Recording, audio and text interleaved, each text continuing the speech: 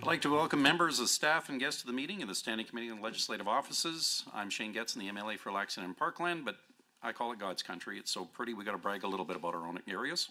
I'd like to ask the members joining us to the committee at the table to introduce themselves, and then we'll go to the folks remotely. So we'll start to my right. Good afternoon, everyone. Jackie Lovely, MLA for the Camrose constituency. Hello, everyone. I'm Scott Sinclair, the MLA for the amazing people of Western Slave Lake. Garth Rosal, MLA, Vermilion, Lloydminster, Wainwright. Martin Long, the MLA for West Yellowhead. David Shepherd, MLA for Edmonton City Centre. Good afternoon, Lauren Dack, MLA for Edmonton McClung. Rachel McGraw, Research Officer. Trafton Koenig, Office of Parliamentary Counsel. Good afternoon, Nancy Robert, Clerk of Journals and Committees. Good afternoon, Jody Rempel, Committee Clerk. And we'll go to members on the phone. I see MLA Chapman.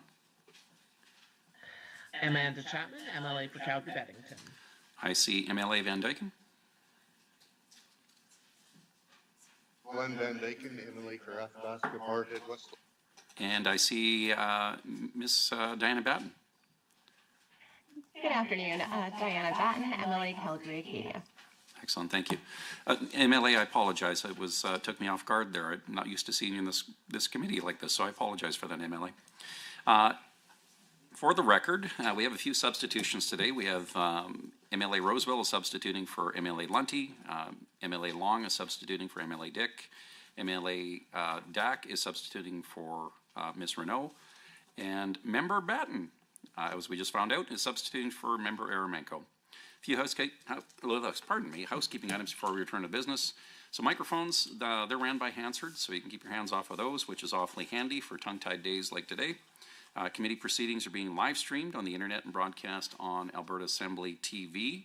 Members participating remotely, ensure that you're prepared to speak when called upon, and I would like to have your camera on when available as well.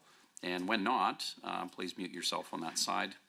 For those here, please turn your cell phones to the least disturbing setting possible. And with that, we have an agenda. So a draft agenda was distributed for this meeting. Would someone like to approve or move a motion for approve of that agenda? MLA Rosewell. Go ahead. All yours, sir. Okay. Just read it into the record, otherwise the clerks will give me heck here again.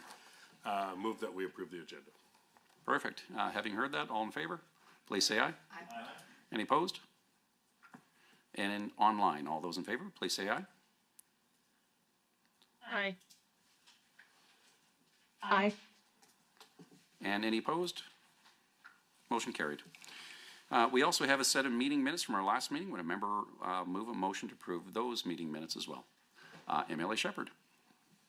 I move we accept the minutes. And having heard the motion, all those in favor, please say aye. Aye. Any opposed? Online, now we got the routine going. All those in favor, please say aye. Aye. And any opposed? Aye. Motion carried. So, why we're really here is to review the Office and Child Youth Advocate, the annual report. We have presentations from several of the invited ministries, and then we'll have a question and discussion on those presentations. Today we're continuing our consideration of the annual report of the Child and Youth Advocate. The committee has decided to invite 4 ministries to meet with us today to discuss their responses to the recommendations from the Office of the Child and Youth Advocate. At this point, I would like to invite the officials from the ministries to join us at the table with a few introductory comments, and then we'll also get you to read your name into the record.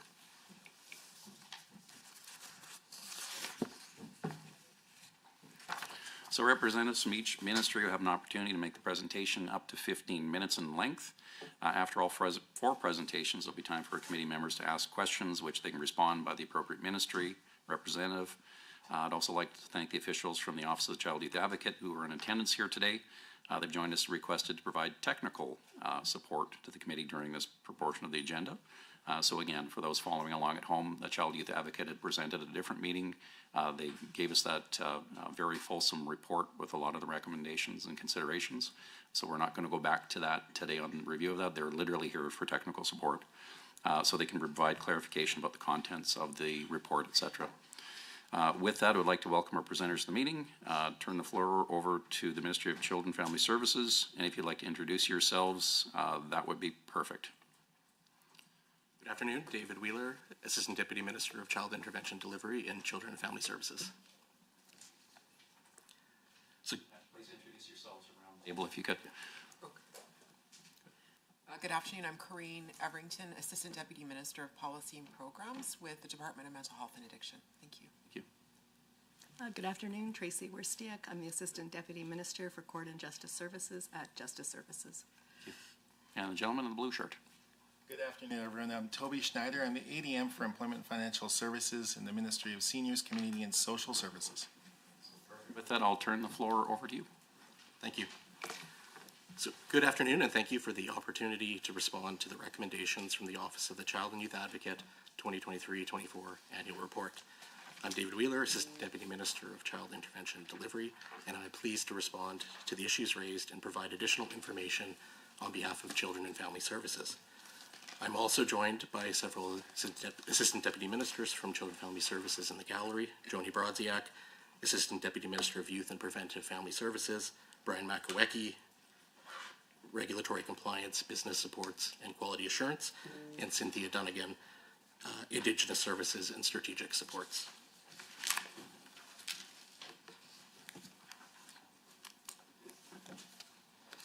The safety of vulnerable children and youth is the top priority for this ministry, and we're committed to working with partners such as the Child and Youth Advocate to make a meaningful difference.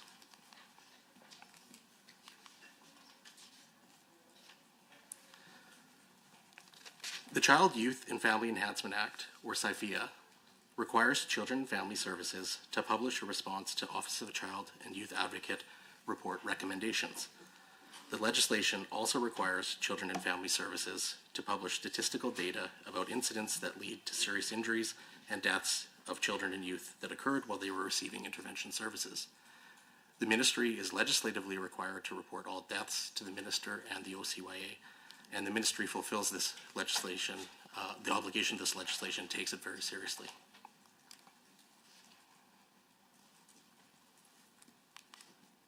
Apologies, there's a delay on the clicker. You do better than I usually do. Yeah. Every third time. Yeah. There's no greater tragedy than the death of a child, youth, or young adult.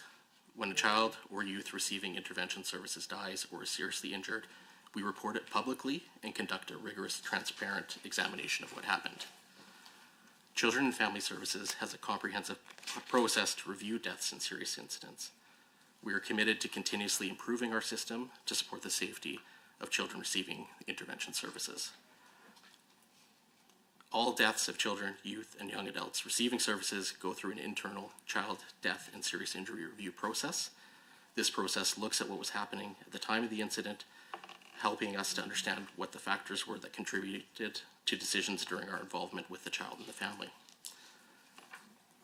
As a part of this, we also complete child intervention service reviews, which are comprehensive reports that summarize and analyze child intervention involvement on all reports of death where a child was receiving services, or where a file closed before they passed away, as well as reports of all serious injuries.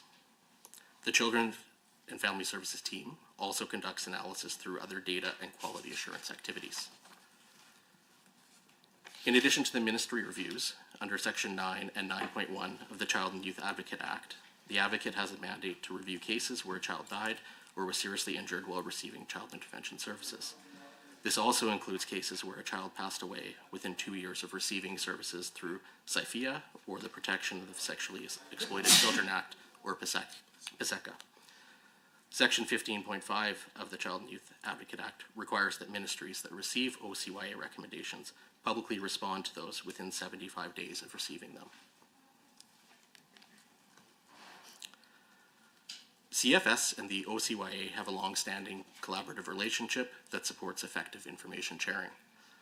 With the OCYA's changes to the reporting and evaluation processes, CFS is working collaboratively with the OCYA to support open communication before recommendations are issued, throughout the year, in advance of their evaluation cycle, and ultimately after the evaluation cycle too. Monthly leadership meetings take place between the Advocate's Office and the department, and ad hoc meetings are scheduled around specific deliverables as required. To further collaboration, executive level representatives from CFS and the OCYA meet every month.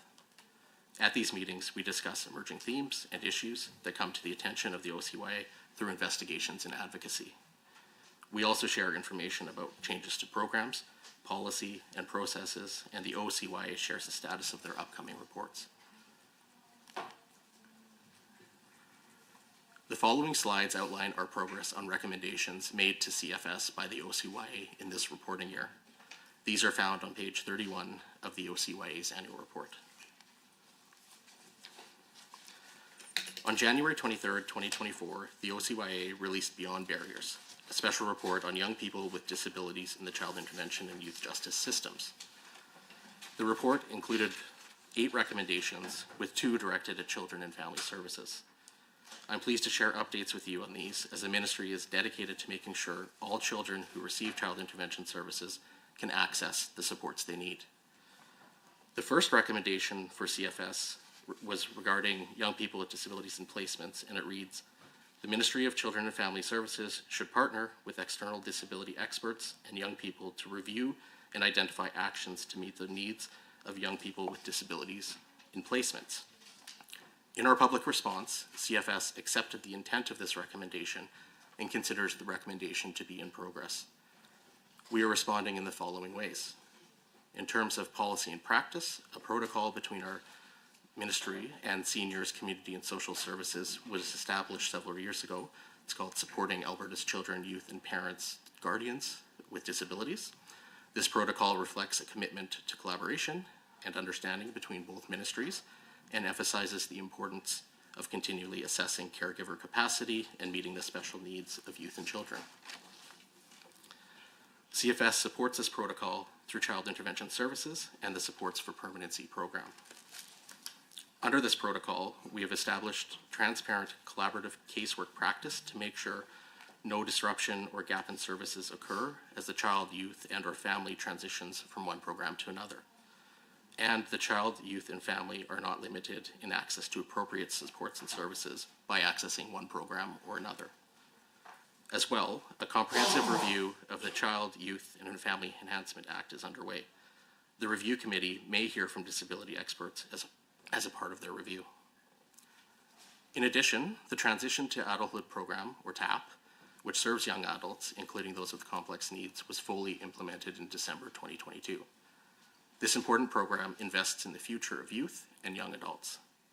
It provides readily available services and supports to youth transitioning into adulthood, young adults enrolled in adult disability services and other federal or provincial programs can receive soft supports such as mentoring, life skills, employment support, mental health, and addiction support.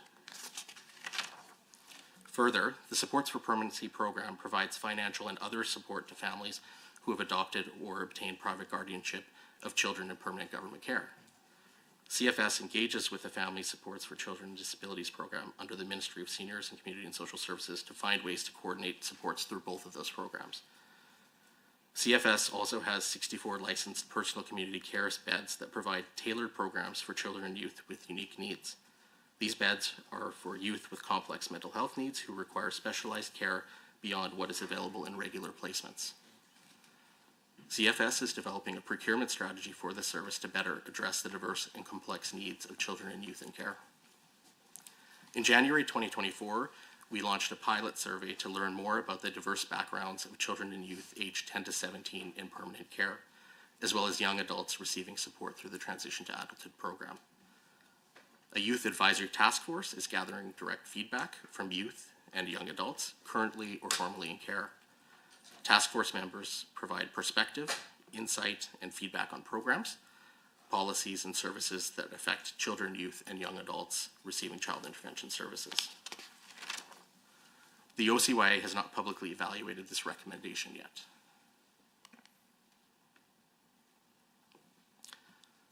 The second recommendation for Children and Family Services in Beyond Barriers is the Ministry of Children and Family Services should partner with external disability experts and young people to complete a review and identify actions to meet the needs of young people with disabilities involved in the Support for Permanency program.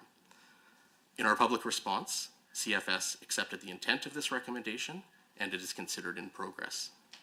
We recognize that children and youth with disabilities require specialized services and that this need continues even after they are adopted or achieve permanency through private guardianship.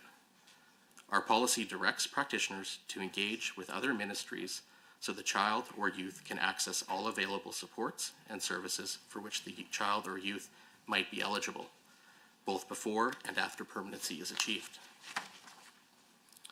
The cross-ministry protocol I mentioned earlier outlines that children and youth with disabilities and their adoptive parents or private guardians may receive supports for permanency and family supports for children with disabilities concurrently. The workers, together with the family, identify their needs and determine what supports and services are available through the two programs. The workers from the two programs work as a team and coordinate who will provide which services as per their program mandates and policies, and who will have primary casework responsibilities.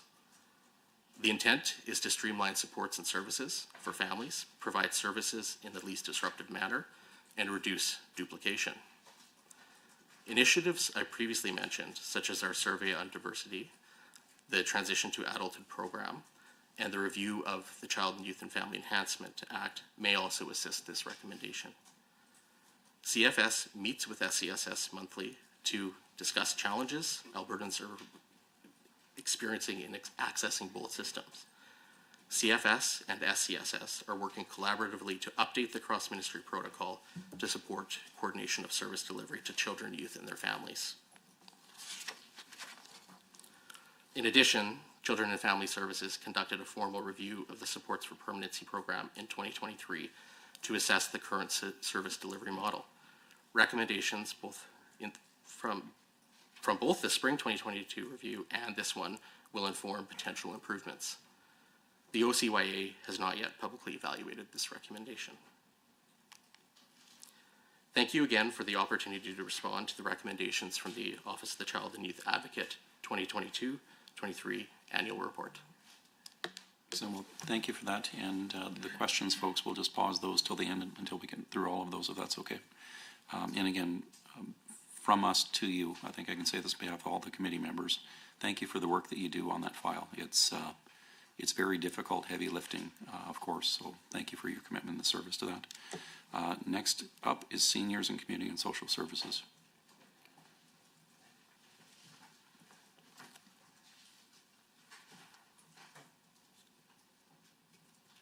And if the clicker works for you too, we'll be doing great here today on technology. Okay, looks like we're ready to go. Thank you. I guess I'm going to test it now. It worked. Okay. So to begin, thank you very much for the opportunity to respond to the recommendations from the Office of the Child and Youth Advocate 2023-24 Annual Report. I am Assistant Deputy Minister Toby Schneider on behalf of the Ministry of Seniors, Community and Social Services. I am joined today by Samar Ilyas, Executive Director for Disability Policy and Supports in the gallery. I am pleased to be here today at this committee to provide a brief update on our ministry's response to the OCYA recommendations referenced in their 2023-24 annual report. I don't have to change slides because I was ahead of myself. Seniors, Community and Social Services provides a range of social supports for Albertans, including services for children, youth, and adults with disabilities and for their families. Financial benefits, housing and homelessness supports, as well as supports for seniors and assistance to help Albertans connect to the workforce. SCSS provide programs and services target all age groups, and services with programs like the Family Support for Children with Disabilities, or FSCD, Fetal Alcohol Spectrum Disorders, FASD, which have strong focus on children and youth. Our ministry is also responsible for the Office of the Public Guardian and Trustee. We have several legislated programs, including FSCD, Persons with Developmental Disabilities, or PDD, the AISH program, Income Support Program, that operate within the parameters of respective legislation. In addition, we provide a number of programs and services that support the stability of Albertans and their families, and that promote their ability to participate and be included in their communities. I will briefly highlight some of the programs, services, and initiatives that may be most relevant to children and youth and their families in the next slide. Success. SESS shares the OCYA's commitment to improving outcomes for children. I want to make sure I'm on the right slide, folks. I was successful. Sorry about that. Outcomes for children and youth with disabilities in Alberta. Transitioning to adulthood can be especially challenging for youth in government care and for young adults who were previously in care. Seniors Community and Social Services staff work closely with the Ministry of Children and Family Services to support youth transitions to adulthood as part of the Transition to Adulthood program. This program provides specialized, coordinated, and consistent services to prepare young adults to live independently, pursue education, and build their careers. Depending on the assessment of need, young adults with disabilities may access relevant services and supports through the PDD program, Person with Developmental Disabilities program, financial supports through either the income support or the assured income for the severely handicapped programs, and education and employment supports through the Disability-Related Employment Supports program. The PDD program helps adults with developmental disabilities to live as independently as possible in their communities. The program provides access to disability support services such as home living supports to help with daily activities, respite care, community access supports, and specialized supports for mental health and behavioral issues. In 2023-24, SESS invested $1.2 billion to provide PDD supports and services to over 13,400 adults. The FSCD program offers a range of child and family-focused supports. In 2023-24, over $233 million was invested to provide FSCD supports to just over 20,000 families.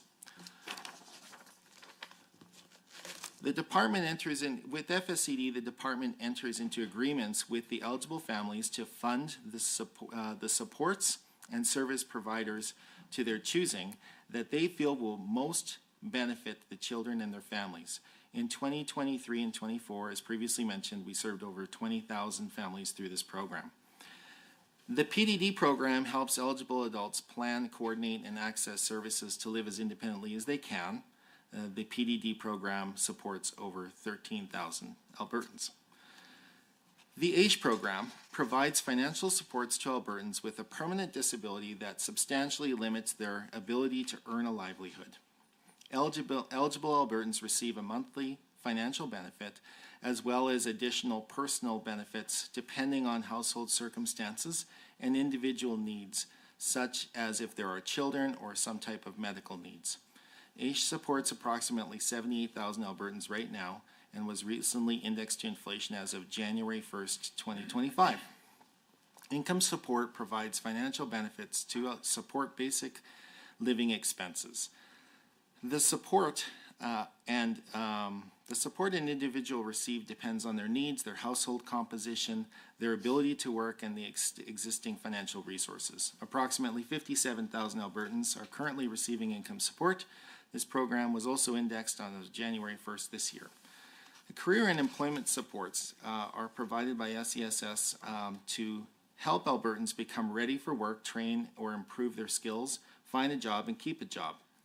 The ministry supports tools like the alice.ca website and other supports to help Albertans make informed career decisions, develop their plans for training, and education for securing employment. The fetal alcohol spectrum disorder work that SES does is a $27 million program to support individuals and families impacted by FASD, including education and school supports and a host of services and resources made available through regional FASD support networks. In 2023, approximately 1,600 children and youth with FASD, their families and caregivers received support and services for the FASD network. The Family and Community Housing Program, the Community Housing Program provides subsidized rental housing to families who may not otherwise be able to afford it in the private market. In 2023-24, $73.5 million was expended through this program. The Rental Assistance Program similarly provides long and short-term benefits to subsidize rent for Albertans with low income. Program eligibility is weighed to consider the number of children in the household. In 2023-2024, it supported an additional 1,661 through rental assistance. In total, more than 105,000 Albertans have been supported. We also support FCSS through partnerships with municipalities, Métis settlements, and others to develop and deliver preventative community social services locally, as well as the Office of the Public Guardian, which plays an important role to ensuring vulnerable Albertans have someone to make important decisions for them on issues related to finances, medical needs, and legal matters. Continuing care also, under the refocused Alberta Health System, SCSS, is the lead for continuing care and is working towards standing up a new provincial assisted living agency called Assisted Living Alberta. The agency will provide a comprehensive system of care as well as a full range of wraparound supports and services, including medical and non-medical supports, home care, community care, and social services. This will broaden the available supports for all Albertans who need daily assistance and service in continuing care homes, supportive living, or through home and community care.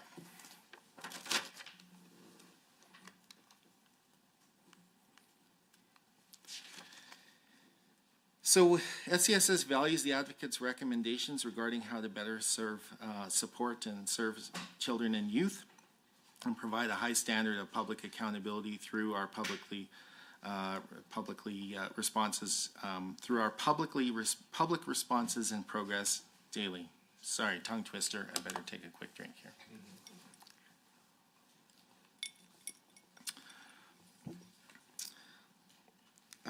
Where SCSS is identified with other ministries, we work collaboratively with our cross-ministry partners to address the identified issues. SCSS is currently providing progress updates for the 4 active recommendations released between 2020 and 2022. There are 5 recommendations identified in the 2023-24 annual report from the special report, Beyond Barriers. And in the interest of time, I'm going to jump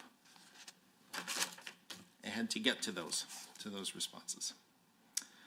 So I would like to mention before I jump in here that the 5 recommendations relative to SCSS were identified in the special report Beyond Barriers. The department responded and acknowledged the report, advising that the report and recommendations will help inform continued program improvements. There is no legislative obligation for SCSS to respond or report on recommendations made in the special report. And while that is the case, the department will work to report on the progress of these recommendations in March 2025. The report highlights the key themes, 5 of which are related to the service and supports provided to children and services.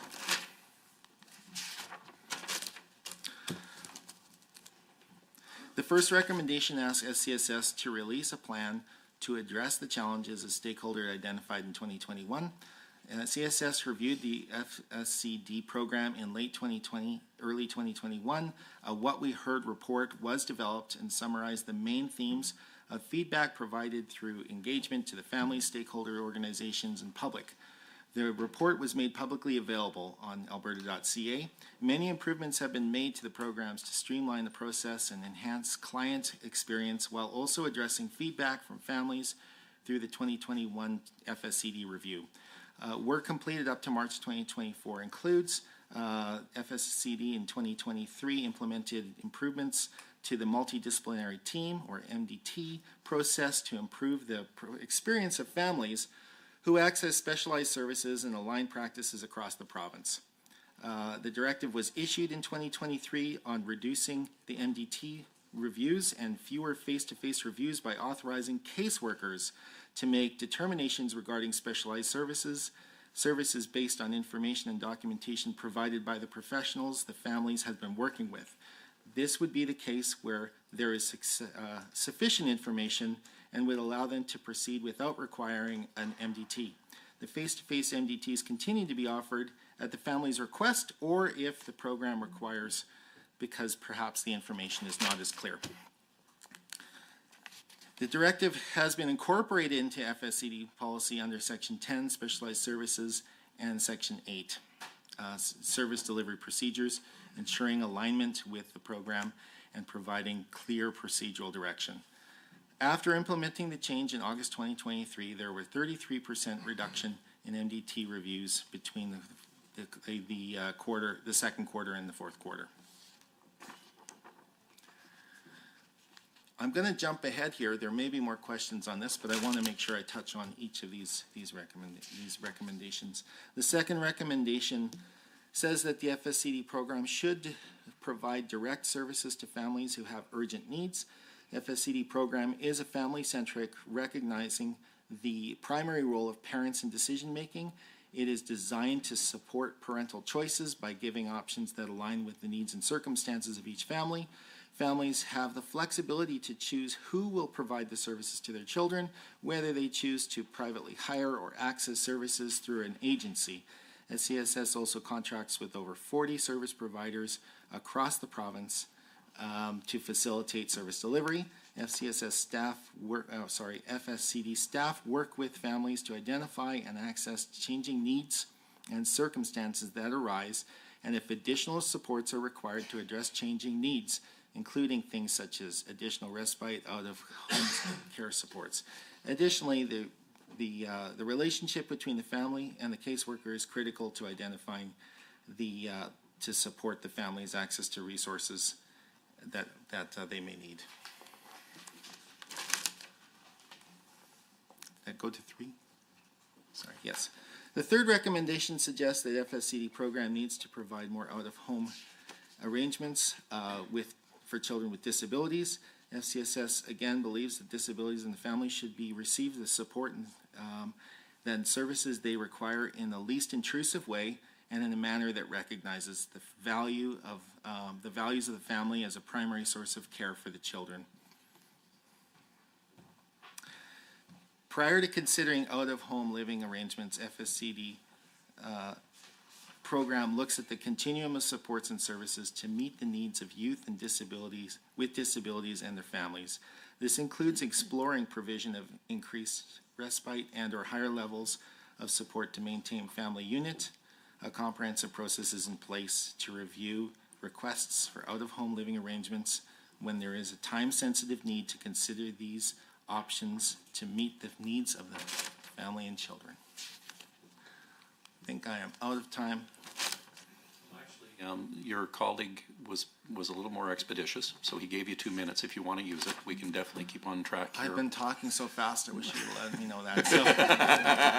Well, as a legislator and my colleagues around the table know, we're always on the shot clock too in there, so you're in good company. But yeah, if you need a little bit of extra time, we definitely want you to be able to talk about the recommendations to get that out for the committee's benefit. I will please do.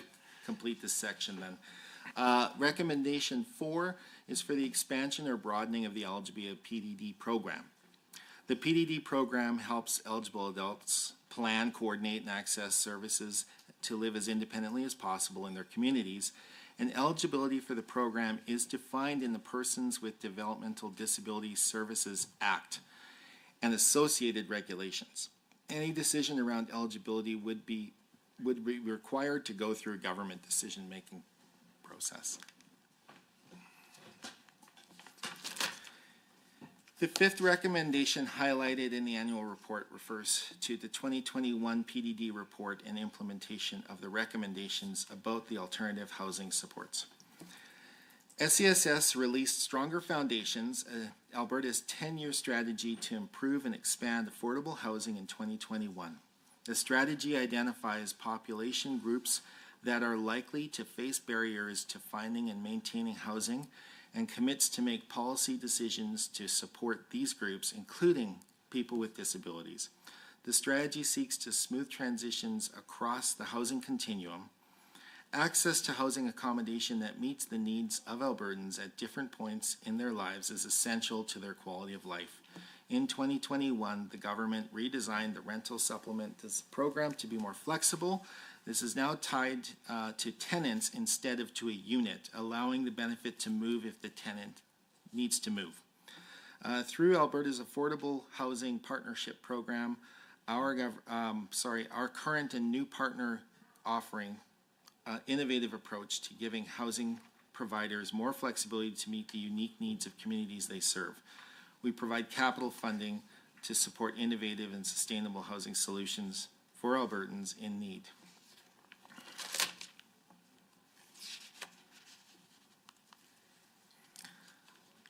Thank you. And again, similarly to the last comments, thanks for your work on this file. Back to your team as well. It's a lot of heavy lifting, so thank you for doing what you're doing. Mental health and addiction, you are up.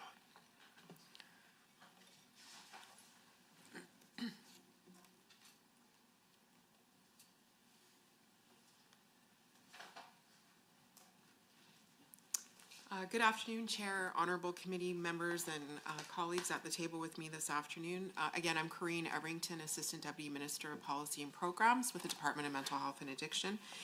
Thank you for the opportunity to provide information and an update to the committee today.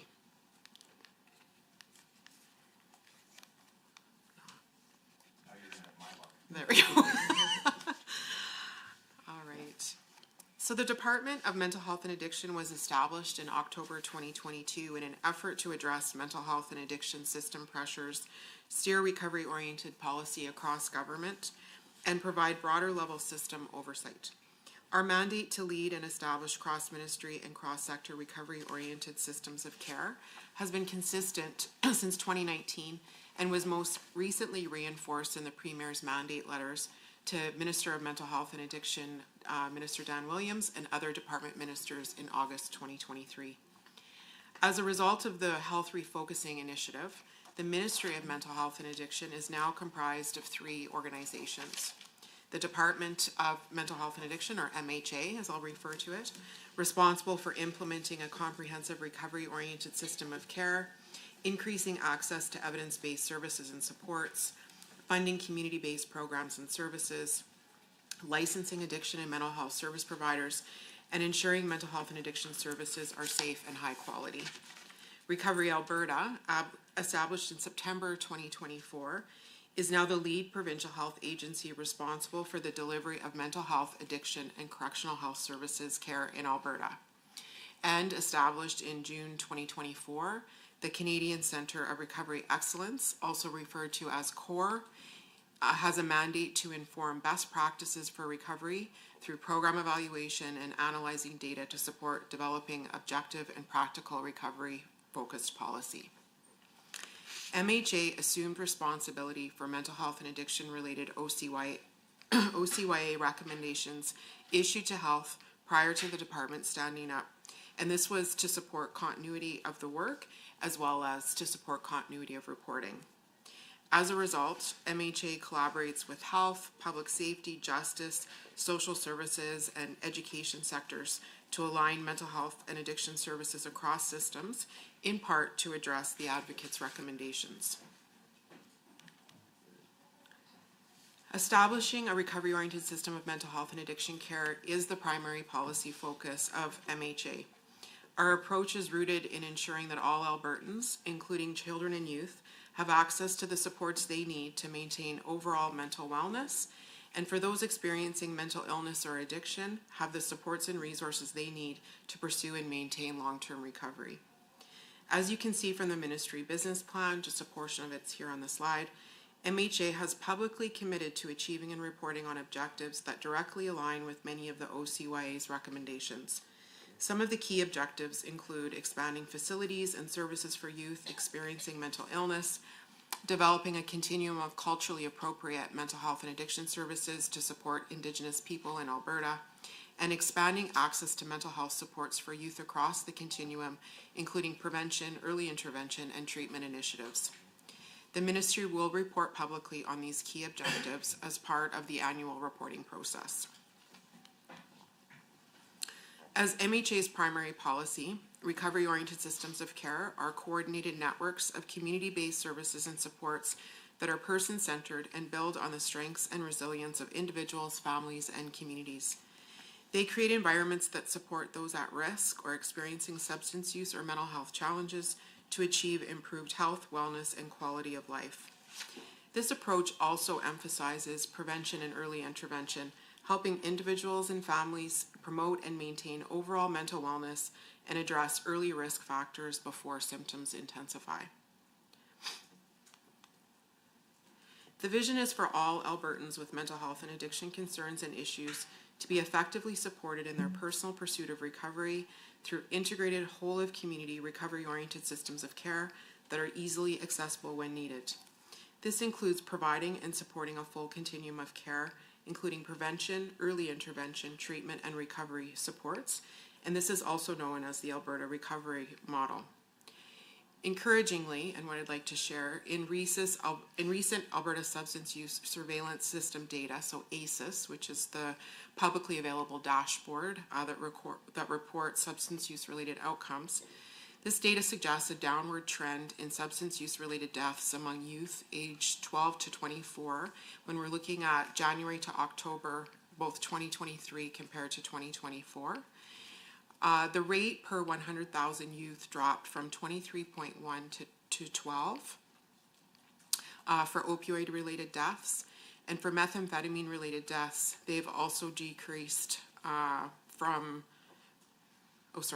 they've also decreased in terms of the count from 86 from January to October 23 to 45 from January to October in 2024.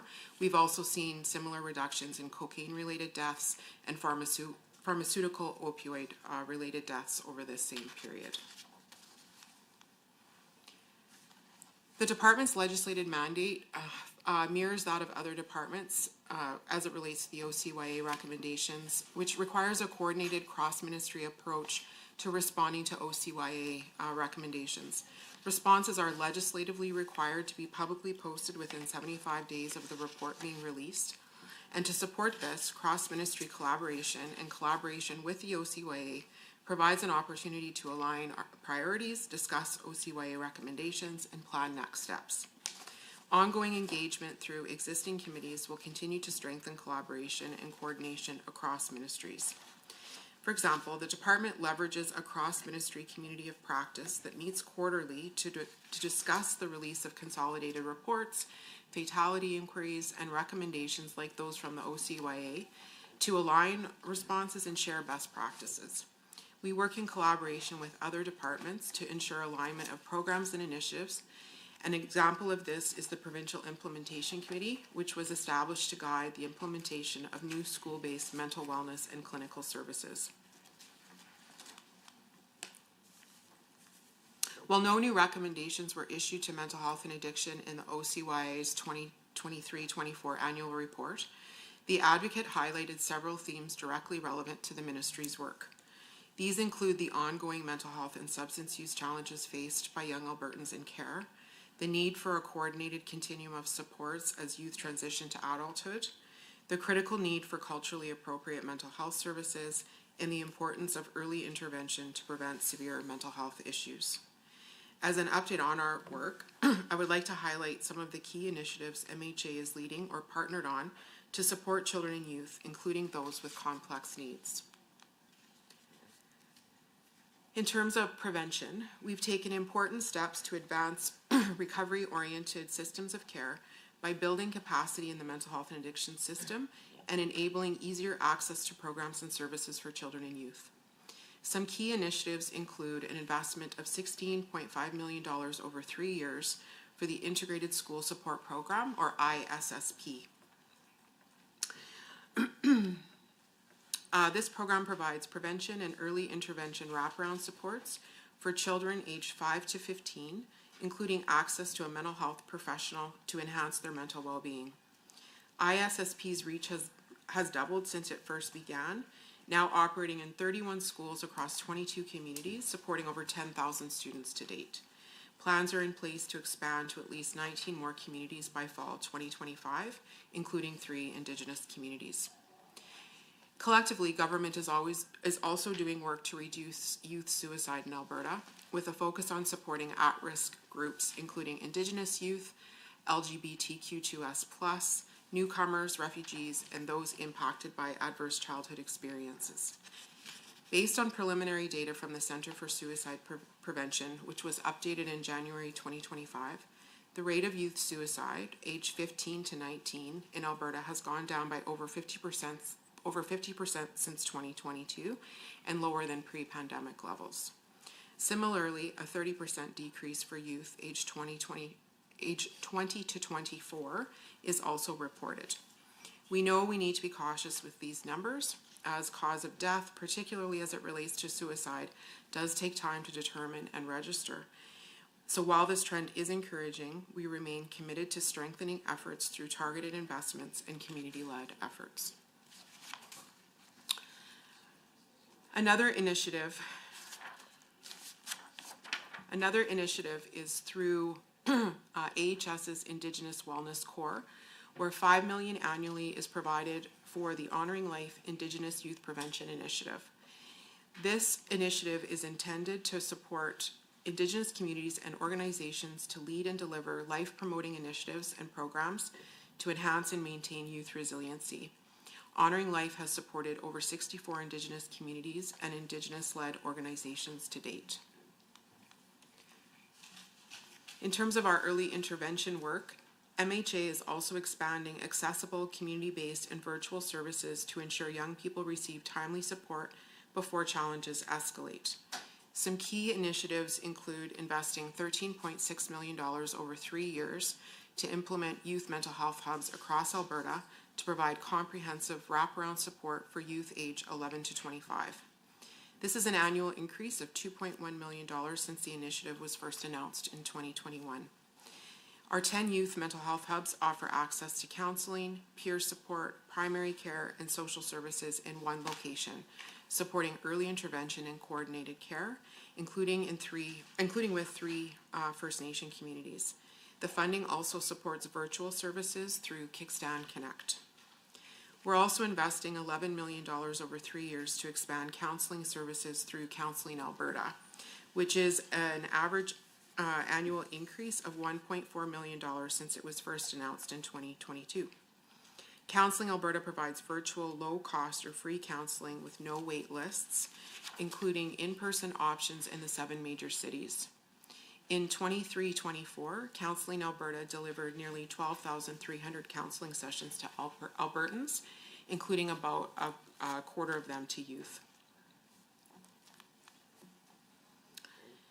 In terms of the treatment initiatives, Alberta's government is significantly increasing the availability of recovery-oriented mental health and addiction treatment for youth. One of our focuses has been on building system capacity, which includes a $23 million investment to establish a 105-bed Northern Alberta Youth Recovery Centre in Edmonton, which will provide comprehensive addiction treatment for up to 300 youth annually, and is expected to open in fall 2026. This center will take a holistic approach to recovery, offering opioid agonist treatment medications, counseling, mental health support, employment and training opportunities, as well as financial and housing assistance. MHA is also providing more than $200 million over 3 years to CASA Mental Health to support a continuum of child and youth mental health supports. This includes $112 million over 3 years to construct 3 new CASA houses, including in Fort McMurray, Calgary, and 1 in southern Alberta, with that location to be determined. These CASA houses will provide bed-based and day treatment for youth in grades 7 to 12 with severe mental health, addiction, intellectual, family, and social challenges. CASA houses are expected to support over 300 youth per year once operational by 2028. Additionally, serving students in grades 4 to 12, we are expanding CASA mental health classrooms from 20 up to 60 by 2026, with a $91 million investment over 3 years. This is an average annual increase of $10.25 million since CASA classrooms first began.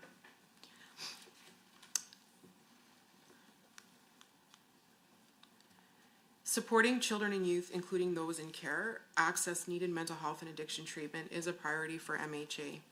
In collaboration with Children and Family Services, or CFS, We are investing in specialized programs like the Personalized Community Care Program that provides intensive live-in treatment for children and youth in care, ensuring access to both clinical and 24/7 non-clinical support. We also worked in partnership with CFS and Recovery Alberta to expand access to the Virtual Opioid Dependency Program, or VODP, for young people by establishing a dedicated youth team in the program. The Youth VODP offers same-day access to treatment medications like methadone and Suboxone with no wait list. MHA and CFS are providing $4.5 million over 3 years for the Youth VODP program, which was designed to serve up to 125 youth annually. Youth VODP includes access through community group care, provincial campus-based care, and through the protection of children abusing drugs programs. For emerging adults, youth VODP services have been extended to youth transitioning out of care, providing support until the age of 22. We know that families and friends play an important role in an individual's recovery journey, including helping them build recovery capital. So to help to develop these informal networks of support, MHA is supporting the development of recovery on-campus programs at each of Alberta's 26 publicly funded post-secondary campuses. Through a $1.5 million investment over 3 years to the University of Calgary to lead this project, students, faculty, and staff across the 26 post-secondary institutions have increased access to peer support, social activities, and education on substance use and addiction. I think I'm out of time. Well, that was well timed. I was just going to give you a 2-minute additional time there, but you. All I have left to say is just thank you so much for the opportunity to provide the information. Well, thank you. And again, great work on getting that file up and running. We heard a number of items out of the report, and hence why a lot of the members wanted to have you here today to ask questions. So thank you for that. Thank you. The next presentation we have is from Justice. So the floor is yours. Great. Thank you, everyone, for the invitation to speak to the committee today regarding how the Ministry of Justice is responding to the recommendations put forward by the Office of the Child and Youth Advocate in their latest report. I am Tracy Werstiak. I'm the Assistant Deputy Minister of Court and Justice Services, and I am pleased to respond to the issues raised and speak on behalf of the Ministry today. Also today with me is Matthew Reed in our gallery, who's also from the Ministry of Justice. I want to first acknowledge the important work that the Office of the Child and Youth Advocate undertakes with the goal of ensuring young persons are adequately cared for, represented, and included in all aspects of our justice system. Of course, the Ministry of Justice shares this goal.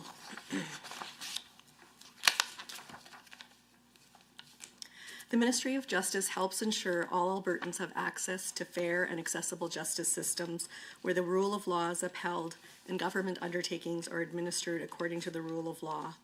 Working alongside our partners in the judiciary, law enforcement, public safety, and health, the Ministry provides programs and services that ensure access to justice and supports the needs of all Albertans involved in the justice system. A key aspect of the Justice Department's mandate is to strengthen the justice system while making it accessible for all Albertans. Our Justice Business Plan outcomes align with the intention of the Office of the Child and Youth Advocate report recommendation in 2 ways. First, that Alberta's justice system is fair and accessible. And second, that Albertans are supported in their interactions with the justice system. In 2023, the former Ministry of Justice and Solicitor General was divided into the Ministry of Justice and the Ministry of Public Safety and Emergency Services. The Ministry of Public Safety and Emergency Services is focused on ensuring all Albertans are safe and secure in their communities, that Albertans are supported in their interactions with the justice system, and that Alberta is prepared and resilient to the impacts of disasters. I raise this because it's important to understand that the split of these 2 ministries did happen and moved the responsibility of correction services and policing to frontline areas with the most contact with youth to the Public Safety and Emergency Services Ministry. And because of the strict nature of their involvement with youth, these areas primarily responded to the prior recommendations from the Office of the Chief and Youth Advocate directed at the former Ministry of Justice and Solicitor General. I want to speak to you a little bit about the ministry scope. So the Ministry of Justice administers the courts in Alberta. It provides criminal prosecution services for adults and youth, as well as providing legal and strategic services to the government as a whole. In addition, the Ministry of Justice also oversees the delivery of legal aid to Albertans and administers the federal firearms legislation and advocates for Alberta's firearms community. The ministry also provides information and dispute resolution options for people with legal issues to assist them in the legal system, and further supports Albertans dealing with their family law issues by collecting and enforcing court-ordered child spousal and parent support, otherwise known as the Maintenance Enforcement Program. The ministry also provides forensic death investigations into sudden, unexplained, or unexpected deaths in Alberta. In collaboration with other ministries and community organizations, the ministry supports the delivery of alternatives to traditional judicial processes, including diversion and restorative justice programs in specialized courts. While Justice's main role with youth is the administration of the courts and ensuring they have access to the courts and through the criminal prosecutions, there are also some specialized programs that the ministry operates that offer support to youth in our community. This includes court navigation services to Indigenous youth through the Indigenous Court Work Program. The Indigenous Court Work Program provides Indigenous litigants and victims with services or assistance before, during, and after the court process for family and criminal matters. We also have the Youth Justice Committees that focus on youth diversion and community-based programming, and our restorative justice programs, which offer alternative and more holistic services as compared to the traditional court system.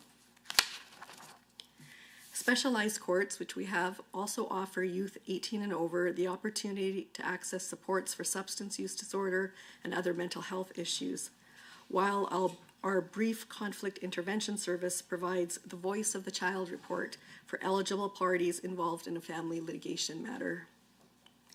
Additionally, Legal Aid, an independent third-party, not-for-profit organization funded by government, offers a suite of legal supports to youth involved in the justice system. Justice very much values its relationship with the Office of the Child and Youth Advocate, and department staff meet with the office on a monthly basis to provide updates and ensure there's a regular channel for communication. As I noted in my earlier remarks, the majority of the Office of the Child and Youth Advocate recommendations prior to 2003-24 relate to corrections and policing and are now under the responsibility of public safety and emergency services.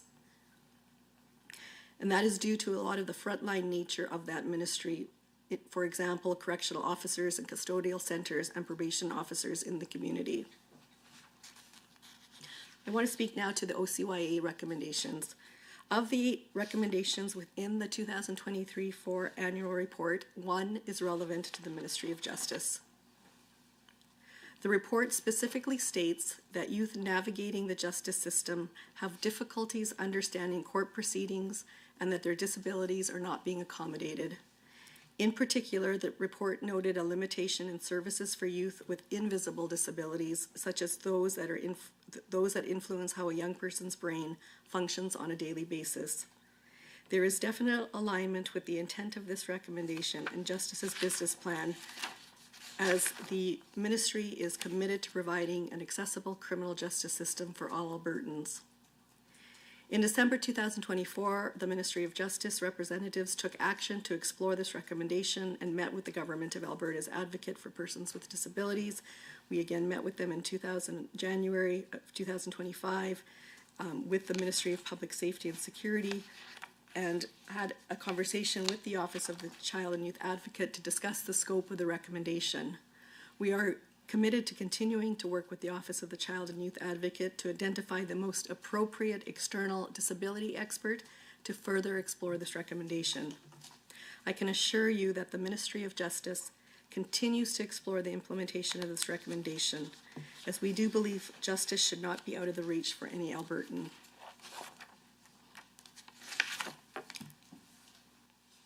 Thank you. Really appreciate the presentation, and at this point, I really, again, thank you for all the presenters.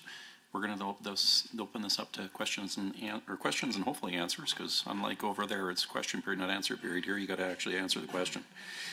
Right now, I have on the speaking list MLA Dack, MLA Van Dyken, and MLA Lovely.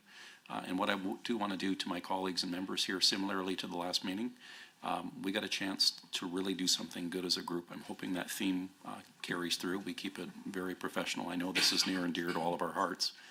They're very sensitive issues. So with that, the chair will make sure that we do the best work for Albertans and get the answers you need. And just please be respectful and understand that as well. So with that, MLA Dack, I'll put you up, and then MLA Shepherd to follow. Thank you, Chair, and thank you once again to all the presenters here today. I noted in Mr. Wheeler's presentation that he intentionally stated that he accepted the quote-unquote intent of OCYA recommendations. That word intent stood out to me.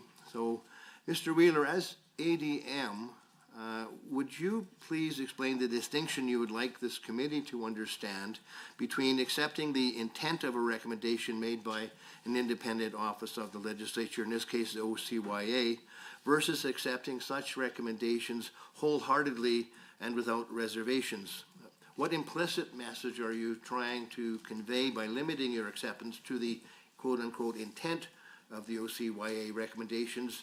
Are there parts of the recommendations that you reject or find problematic by intentionally using that word intent rather than unqualified acceptance of recommendations? Thank you. So as I mentioned in the presentation, when there is a recommendation that does come to our ministry legislatively, we have to respond to it within the 75 days, and we do. We have an established and effective process that allows for us to develop meaningful responses to the recommendations and figure out how to further action planning for them.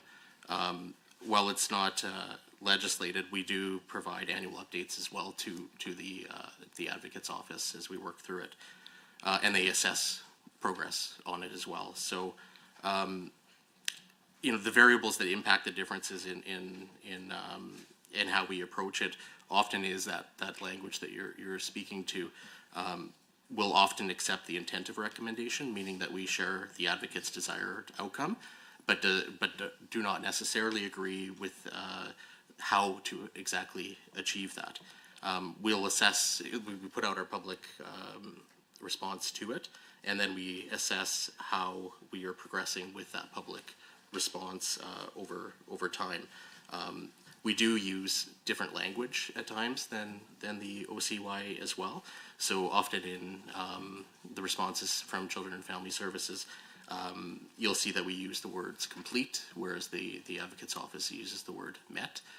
And that is partly because we also do receive recommendations from other bodies, such as fatality inquiries and so on. So we do review every recommendation and try to find the ways that are how to action them in the most beneficial way to Albertans, to children and families that we serve in the system.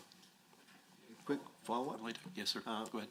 So when, Mr. Wheeler, when there is a difference in methodological approach to reaching the desired outcome, is this something that is made public between yourselves and OCYA? Or how do you come to terms with those disagreements when you disagree on methodology and implementation? Yeah, so we do have regular conversations. Our interactions aren't just posting a public response. So we'll have conversations with the OCYA. We work collaboratively with them through the evaluation process, both for us to get a better understanding of kind of the intent behind a recommendation, as well as for the OCYA to understand how we're trying to approach it to meet the outcomes that have been identified in the public response. So there is a dialogue, and there are times where we will view something as complete, whereas the OCYA doesn't. Sometimes those recommendations close, sometimes they remain in progress. And should they ever close with a disagreement, we're always willing to respond to an additional recommendation in the future. But it is a thorough dialogue that we have with them. We focus on what's within our legislative mandate and respond accordingly. MLA Van Dyken, you're up next, and members, maybe we'll try to do this. I got everybody in a different order now. We'll try to go back and forth if that's amiable to everybody, so we can get a balance on that. Okay. MLA Van Dyken. Thank you, Chair, and thank you for everyone presenting to the committee today. Thank you for the work you do.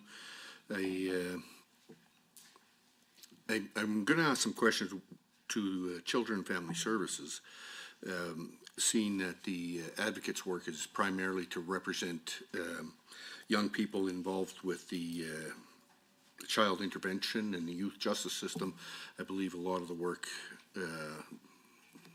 and a lot of the communication would be between the advocate and Children and Family Services, and you've spoken to that a little bit, Mr. Wheeler, meeting with the advocate monthly, but also having regular conversations in how to proceed forward. From your perspective, can you please describe the nature of the relationship between Children and Family Services and the advocate, particularly with respect to the agreed upon objective of continuous improvement for outcomes for children and youth in care? Thank you. And apologies if it is a bit repetitive to the previous answer. So CFS and OCYA do have a long-standing relationship that's very collaborative and shares effective information. We also have an MOU with the OCYA as well for data. With the changes to their reporting and evaluation processes, we're continuing to work effectively and collaboratively with them, and wherever possible, communicate as openly as we can, and they do as well. This includes before recommendations are issued, throughout the year, in advance of their evaluation cycle, as well as after their evaluation cycle, as we go through some initiatives that can take several years to fully implement. As I said in my presentation, we have monthly leadership meetings that take place between our office and OCYA. And at times the advocate can request policy or practice information from CFS. So outside of specific recommendations per se, they do come to us for further information, and we'll work with them to help provide that information for their office. And we do respond quite quickly to those as well.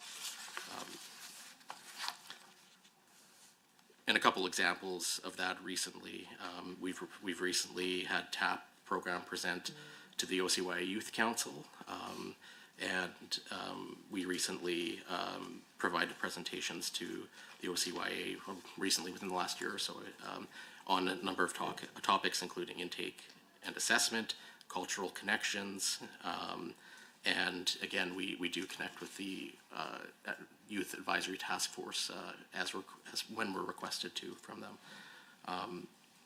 Once we receive a recommendation, we do focus on the public response to that recommendation and implementing it, and then working with the OCYA as they go through the evaluation cycle. Well, yeah. I guess I asked the question primarily to see if we can get an understanding as to, we're looking for continuous improvement on outcomes. One of the things that struck me in the Child and Youth Advocate report was a recommendation that was closed, unmet with no progress. Now, I think each representative could possibly add to the conversation around the recommendation. I'm speaking to recommendation 3 in the report, essentially looking for develop and publicly report on coordinated action plan to address service gaps for young people with complex needs while longer term initiatives are under development. This plan should include targeted activities and milestones that meet the immediate needs of these young people. I guess, and it's open to any of the panel to provide some insight to the committee regarding potential barriers or issues that impede greater coordination, both in the short term and expanding on the longer term initiatives to address this issue. If you can provide some insight into some of those difficulties in covering up service gaps within. I can start, Chair, if you'd like. Thank you for the question. So maybe from the perspective of mental health and addiction, just to start, and then I will turn it over to my colleague if he has any more to add. But just as a reminder, the Ministry of Mental Health and Addiction was established in October 2022, and assuming responsibility for addiction and mental health related recommendations that were previously issued to the Ministry of Health. So there's quite a transition period there. The transition ensured, by us taking on responsibility for those recommendations, it did ensure some continuity in addressing those that ongoing work that was dedicated to those system improvements and on the reporting. And we also acknowledge the concerns expressed by the advocate and recognize that this recommendation does remain unmet. We fully understand the importance of coordinated action to address service gaps for young Albertans with complex needs. And while there are various initiatives underway across ministries, the development of a comprehensive publicly reported action plan did require extensive planning, resource allocation, and collaboration across multiple departments. Given the complexity of this work, meeting the requested 6-month timeline after the recommendation was issued in September 2022 was a significant challenge for our department because we had just been formally established a month later. So despite the short-term challenges, significant progress has been made in strengthening cross-ministry collaboration to enhance services for young Albertans with complex needs. Some of these things I talked about earlier in my presentation. Ministries are working together to streamline service pathways, improve data sharing, and develop policies that integrate supports across sectors. In March 2024, the ministry provided an update to the advocate on the work that had been completed to date, which included establishing new supports such as CASA mental health classrooms that really do address those complex needs, and the virtual opioid dependency program, which was a big gap that CFS had identified. Through sustained efforts in cross-ministry collaboration, we will continue to develop and expand our longer-term initiatives that address service gaps for young people with complex needs. Maybe I'll just see if any of my other colleagues at the table have anything that they want to add. I can add to it from a Children and Family Services perspective, and I can just speak to some of the supports that we are focusing on children and youth that fit in the category of that recommendation. They include referrals to appropriate community and government supports such as Alberta Health Services, where appropriate, Recovery Alberta, where appropriate, for either health or mental health and addiction support. Our Transition to Adulthood program works collaboratively with all of the ministries at the table here today, as well as with, again, Recovery Alberta, Alberta Health Services, to make sure that youth who have transitioned out of government care have the supports they have at a very important time in their life. Corrine had spoken to the personalized community care program that we are jointly funding in Calgary and Edmonton, with a very strong Recovery Alberta connection in it.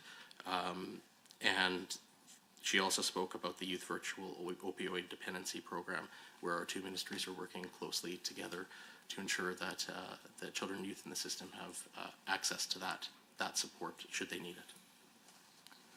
And MLA Shepherd. Thank you, Mr. Chair. Appreciate the opportunity to meet with all of you today, and thank you for joining us here at the table. So through you, Mr. Chair, to Ms. Wurstiak from the Justice Department. So I appreciate the differentiation you noted between the public safety and emergencies and the Justice Department, and so the different areas of responsibility. I'd note that in your presentation you stated you're determining how to proceed to respond to this recommendation from the Child Youth Advocate in possible partnership with Public Safety and Emergency Services. Now, a number of the issues that are raised in the Child Youth Advocate's Beyond Barriers report, which informs this particular recommendation, do relate to supports or lack of supports for youth who are incarcerated, which, as you noted in your presentation, is the responsibility of PS&E. That being the case, it seems they should absolutely be a partner in those consultations and strategies to address the concerns that are being raised. So I was wondering if you could just clarify for me why you are using that particular language, why you're saying it's possible you might partner with public safety and emergency services. Thank you for the question. So very much that is a recommendation that impacts the justice system as a whole, corrections being a part of it. And to your point, the report talked about the interactions with police officers, difficulty in court proceedings, not being able to accommodate people's disabilities.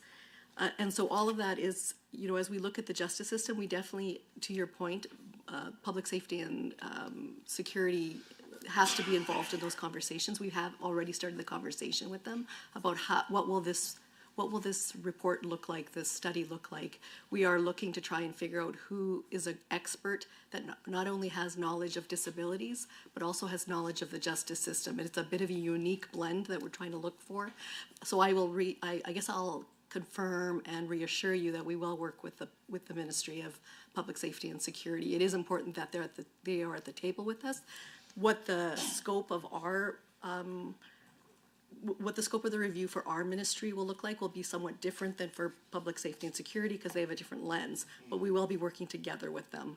And I know that's why we've started the conversations and have had the conversations not only with our partners at this table about who could we possibly retain that has that type of lens, and talking to public safety and security around what part of the review do they want to focus on.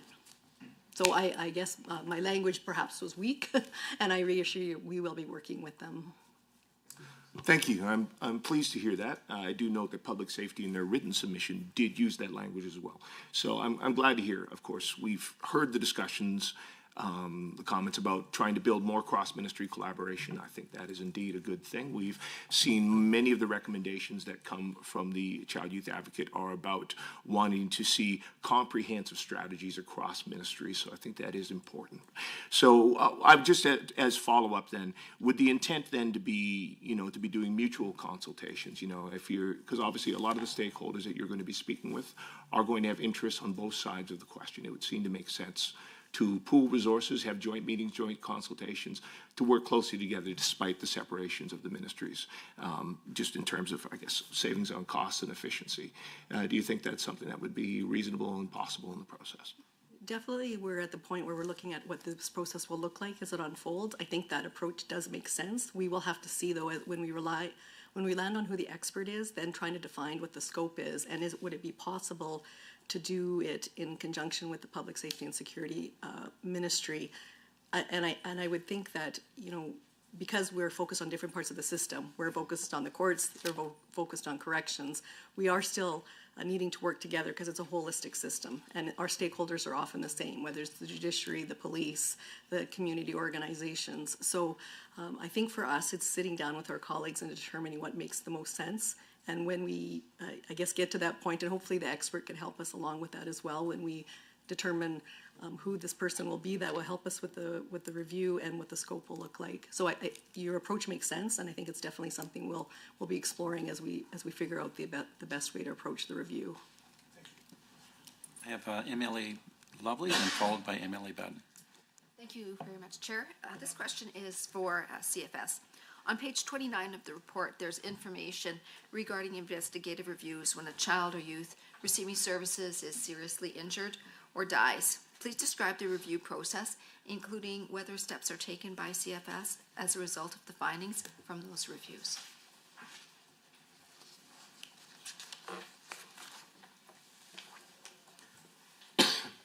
Excuse me. So thank you for the question, and as I mentioned in the presentation, we do review every death, serious injury, or substantiated incident to a child, youth, or young adult receiving services up to the age of 2022 within the department. Through our internal child death review process, it's directed towards understanding and learning in order to prevent similar events in the future. The process shows that we want to be an accountable system and want to be focused on providing quality service and continuously improving from everything that we look at through those processes. The review process provides an opportunity to learn, identify findings, and make recommendations intended to improve our system. And it focuses on the how and why of an event in order to prevent or reduce the risk of similar types of incidents in the future. We apply it consistently across the province, and we provide a production for findings and recommendations as quickly as we can through those processes as well, given the nature of what those reviews are looking at. And then we do disseminate the findings throughout the ministry in a way that supports the timely, continuous improvement. MLA Batten, you're on deck.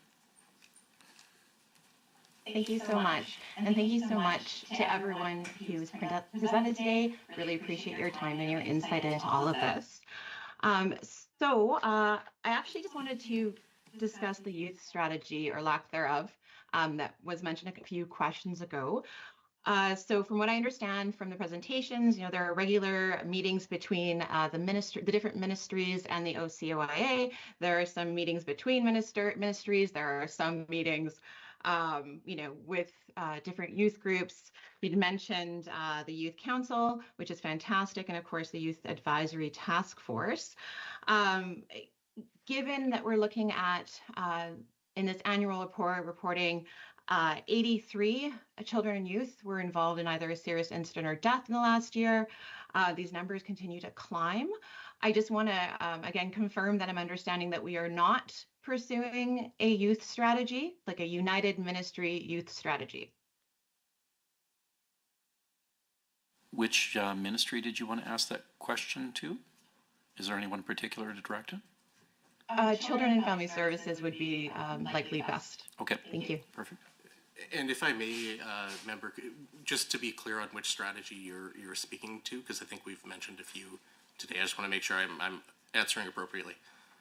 No, perfect. Fair clarification. I'm referring to like an overall youth strategy. So the OCY advocate has been asking over number of reports, number of annual reports, special reports, etc., asking for like a youth strategy that would actually combine ministries, put up folks actually in charge of looking at how do we address this crisis we're under with our youth. Sorry, again, which recommendation are you referring to? And again, I just want to make sure I'm able to adequately be able to respond to the question. Absolutely. Okay, so it's not of the 1-8. These are the ones these are not the new ones. These are of the previous recommendations. And I'm just looking for some language here. Apologies.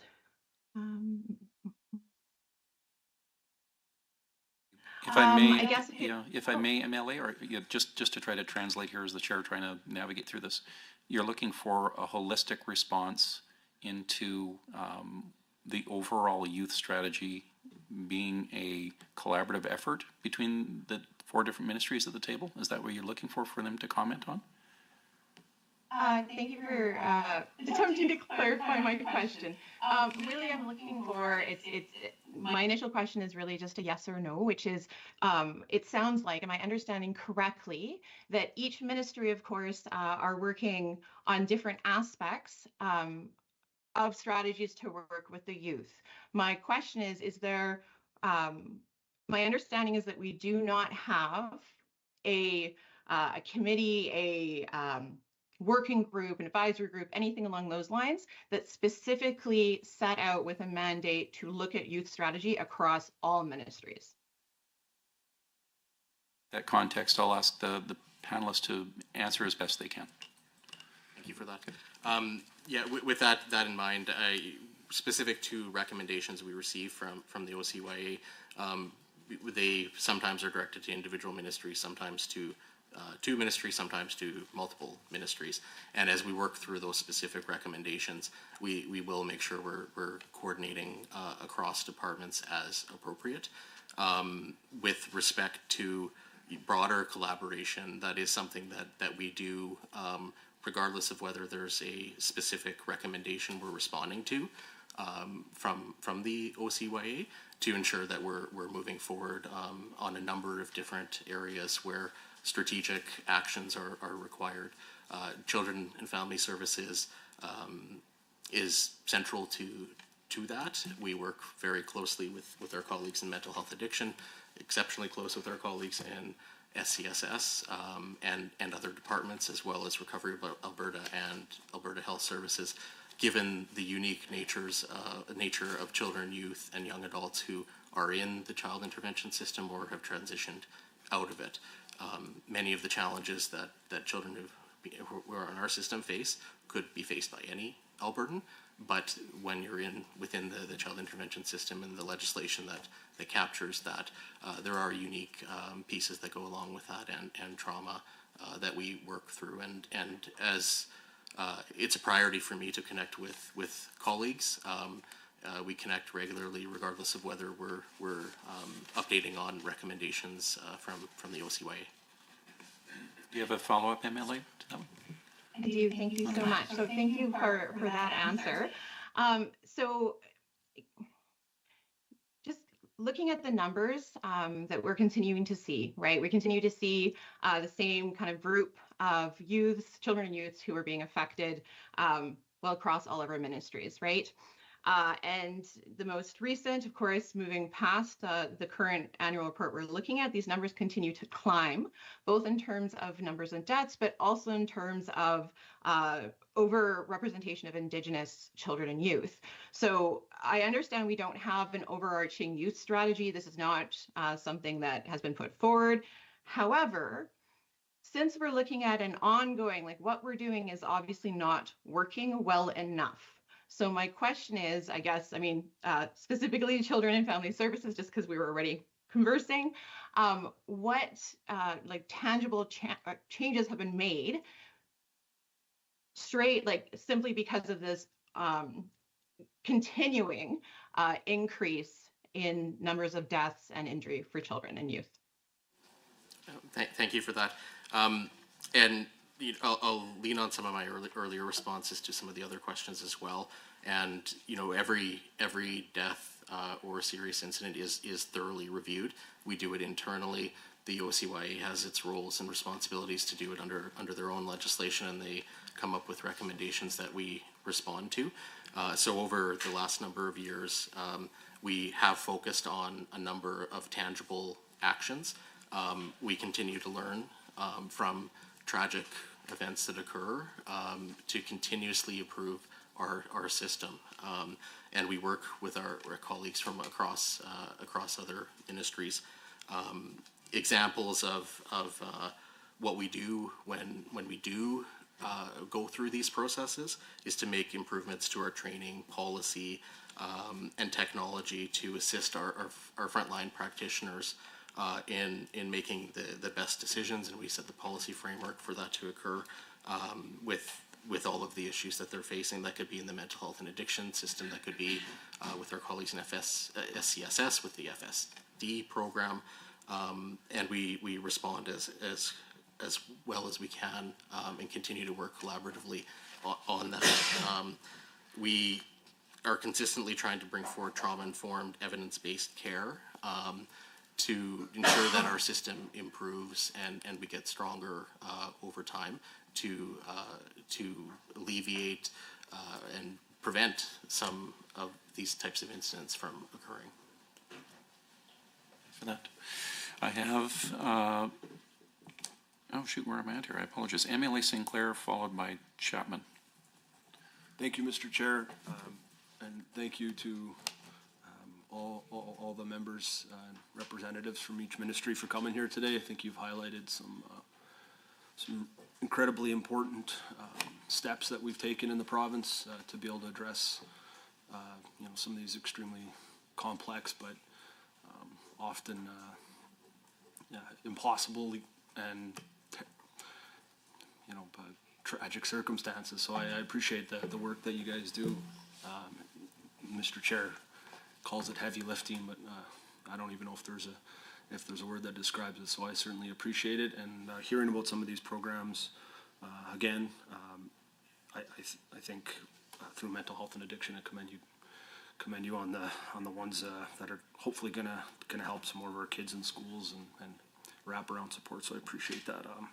Just going to ask a question to Mr. Wheeler again, and CFS. On page 30 of the report, Mr. Wheeler, we see that several of the children and young people who did pass away this year were identified as living in parental. I think it's highlighted at 24%, or kinship care, which is highlighted at 6%. How does Children and Family Services ensure that abuse and or neglect is prevented for children who are known to the system but still living with family? Thank you for that question. So a child or youth can receive intervention service in various ways. These include arrangements with the family where the child remains in family care, through a family enhancement agreement, to the need for intervention and court orders related to temporary or permanent guardianship. When a child or youth is receiving services, the enhancement policy manual, which guides our decision making in the child intervention system, sets out the expectations for practitioners to have ongoing regular contact with them. This includes face-to-face contact with the child and youth, their guardians, the caregivers, and other members of the network, such as professionals and natural support involved with the family. Child intervention practitioners regularly engage with the family and their network, and address safety concerns and develop safety plans as required.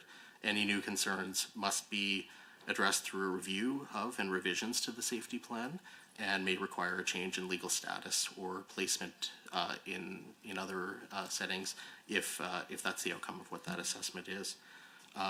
When a child or youth in care is in the care of the director and placed in kinship care, the enhancement policy manual outlines the expectations for us and caregiver practitioners to determine whether the provider has the capacity to care in their residence safely, has the right quality of care, and the supervision of all children who may be in that home. Kinship approval requirements include environmental safety assessments, intervention record checks, criminal record check for all adults living in the home, training, and a home study. So there are quite a few requirements for those settings. Recently, too, we have fully implemented our assessment for support for kinship caregiving model, which was fully implemented in June 2024, and it includes delegated practitioners providing both assessment and ongoing support, which enables timely decisions and reinforces accountability for caregivers in that kinship grouping. Support planning is mandatory and identifies the initial and ongoing supports needed for caregivers to be successful in meeting the safety and well-being of the children and youth in their home, which is the primary focus of the work we do. No, I appreciate the answer, and thank you for all the work you do. Thank you, Mr. Chair. MLA Chapman, you're next, and then followed by MLA Long. Thank you, Mr. Chair. I have a question for, I believe it was Mr. Schneider, SCSS. In your presentation on slide 6, which refers to recommendation 1 in the OCYA annual report, you refer to the many improvements made to the FSCD program to streamline processes and enhance client experience. Now, I know many families have identified long wait times, particularly to access therapeutic services. I understand, I hope correctly, but please correct me if I'm wrong, that families are being offered quicker contracts now for respite care. But I'm just wondering if you can tell me how long the average wait time is for families to receive those professional support services like occupational therapists, speech language pathologist, and then the number of families that are currently on the wait list to receive a contract for those services. So thanks for the question. Yeah, this to do with recommendation 1. Thank you for that. And we did acknowledge in April 2024, SES has provided the response to OCYA acknowledging the report and advising the recommendations will help us form continued program improvements. I already went through that. We did do through the work, and yes, I recognize you had a very direct question, but I'll just preamble just a little bit if you'll allow me.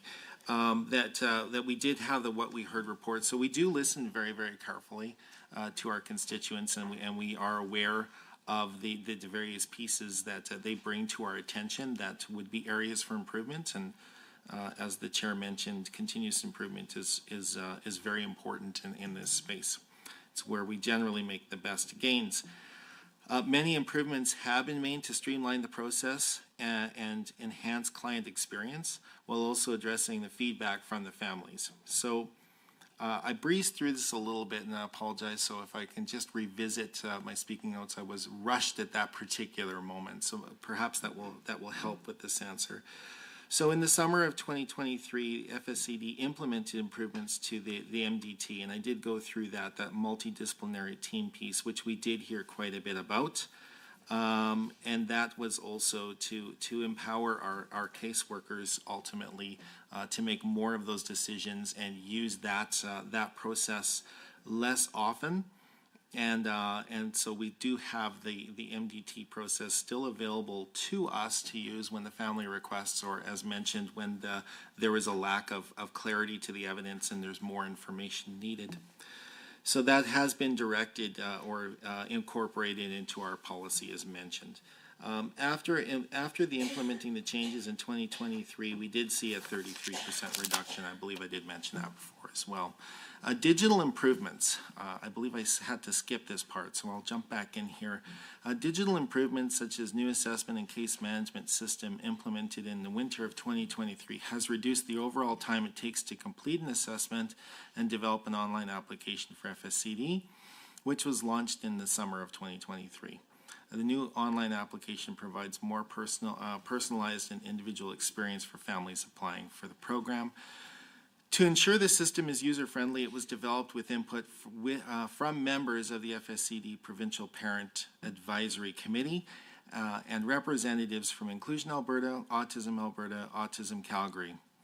Members were also able to test the application and provide feedback to the government. We also increased the use of multi-year agreements, I think you just mentioned that as well, to enable families to have an agreement in place for up to 3 years to provide more predictable and continuity of services. The number of multi-year agreements has increased from 3% of agreements in March 2023 to 32.8% by March 2024. So we continue that change. The change has been incorporated into our FSCD policy under Section 6 and Section 7. And additionally, we continue to work with FSCD Provincial Parent Committee and Premier's Council of the status of persons with disability to obtain community feedback. Follow up there, MLA Chapman. Thank you, Chair. Yeah, I really appreciate the context you provided, but I'm going to just circle back to that direct question that you noted. Are you able to provide us with information with the number of families that are currently on the wait list to receive FSCD services, or to be able to give us an average wait time that families are experiencing right now to get an agreement in place? Oh, to the wait list. So I can say that, and we have been public on this, that between 2022-23 and the following year, we did increase the number of families and clients on the program by 31%, which was just close to 5,000 increase. So that's a very large increase, but I do not have information at this time on the wait list. Are you able to provide that to the committee with that? At a later date, you can submit it at a later date if that works for you as well. MLA Chapman, I'm not sure if I jumped in on you there. No, I was going to ask you that exact same thing, Chair. So can we make the request that SCSS provide that information back in writing to the committee? Is that possible? Yeah, and I'll let you pair on my clarification there back there, because I wanted to give you not 3 chances as the other, but I would throw that back there for consideration. If you could provide that at a later date, that would be for you to reply to, sir. I'll take that back. Okay, thank you. We have MLA Long as next. Thank you, Chair. Thanks, folks, for being here to chat with us today. sort of directed towards CFS and SCSS. On page 30 of the report, we see that most of the young Albertans who passed away or were seriously injured this past year were over the age of 18 and or living independently. Got a two-part question, so if it's okay with you, I'll just ask both parts now, rather than have a follow-up after. So part one would be, how does childhood trauma affect the outcomes and well-being of young people as they transition into adulthood? And then part two would be, what policies and or services does government have in place to help ease these transitions? I can start for sure. I think, specifically to the first part of the question, there is, and I said it earlier, the children and youth who've been in the system have experienced a very unique thing, which is why we've worked hard to ensure that youth in care and those adults who are transitioning out of, young adults who are transitioning out of care have the appropriate supports that they need. In 2023-24, of the 490 young adults who were receiving CI services, intervention services at the time they turned 18, 448 of them, so 91% of them, went on to access supports through the Transition to Adulthood program. So far this year, results remain fairly stable from a percentage number, and we focus before a child or youth turns 18 to make sure they're aware of what supports exist going forward for when they do turn 18. Youth in care and young adults transitioning out of care have access to a number of programs and services that support successful transition. These include Advancing Futures, the Transition to Adulthood program that I already spoke to, Registered Education Savings Program, and the Youth in Care Mentoring Program, and Youth Apprenticeship Connections Pilot Program. Recently, we've also put forward the Foster Caregivers Caring for Young Adults family program, which ensures that kids that are in the foster system also continue to have supports beyond their 18th birthday. Additionally, we have family resource networks, youth hubs, and the Youth Connections work. Young adults are also supported to access SCSS programs if applicable, and we do work really closely between our ministry and SCSS accordingly, whether that would be the AISH program, PDD program, income support, or a combination thereof. We know that transition to adulthood can be very challenging for youth in care, and that's why we created these programs to ensure that we are setting them up as best as possible as they move into adulthood. TAP was fully implemented in 2022 and provides young adults with targeted services and supports, social and emotional transitional supports, provincial consistency in how that's applied, health benefits, and soft supports that I spoke to in my presentation earlier as well. Financial core monthly benefits are provided to participants up to their 22nd birthday, and participants aged 18 to 21 have access to all TAP components, including the social emotional support that they might require. And you waived follow-up? Back on that It's note? like a kid for Christmas. I get it. I understand. Yeah, you don't know what you get until you have that. So yes, MLA Long, you can have a follow-up. Thank you so much. Sorry, you sort of tweaked something there. The foster caregivers, I believe you said caring for young adults, or caring for young adults program.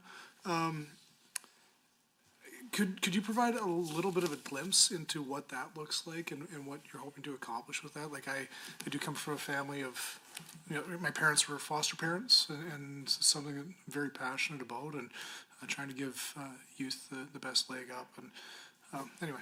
Yes, it's very much focused on ensuring that regardless of whether a youth who was in the foster program is 18 less a day or 18 plus a day, that they have similar supports to other children who are transitioning to adulthood, by ensuring that the family has the supports that they need.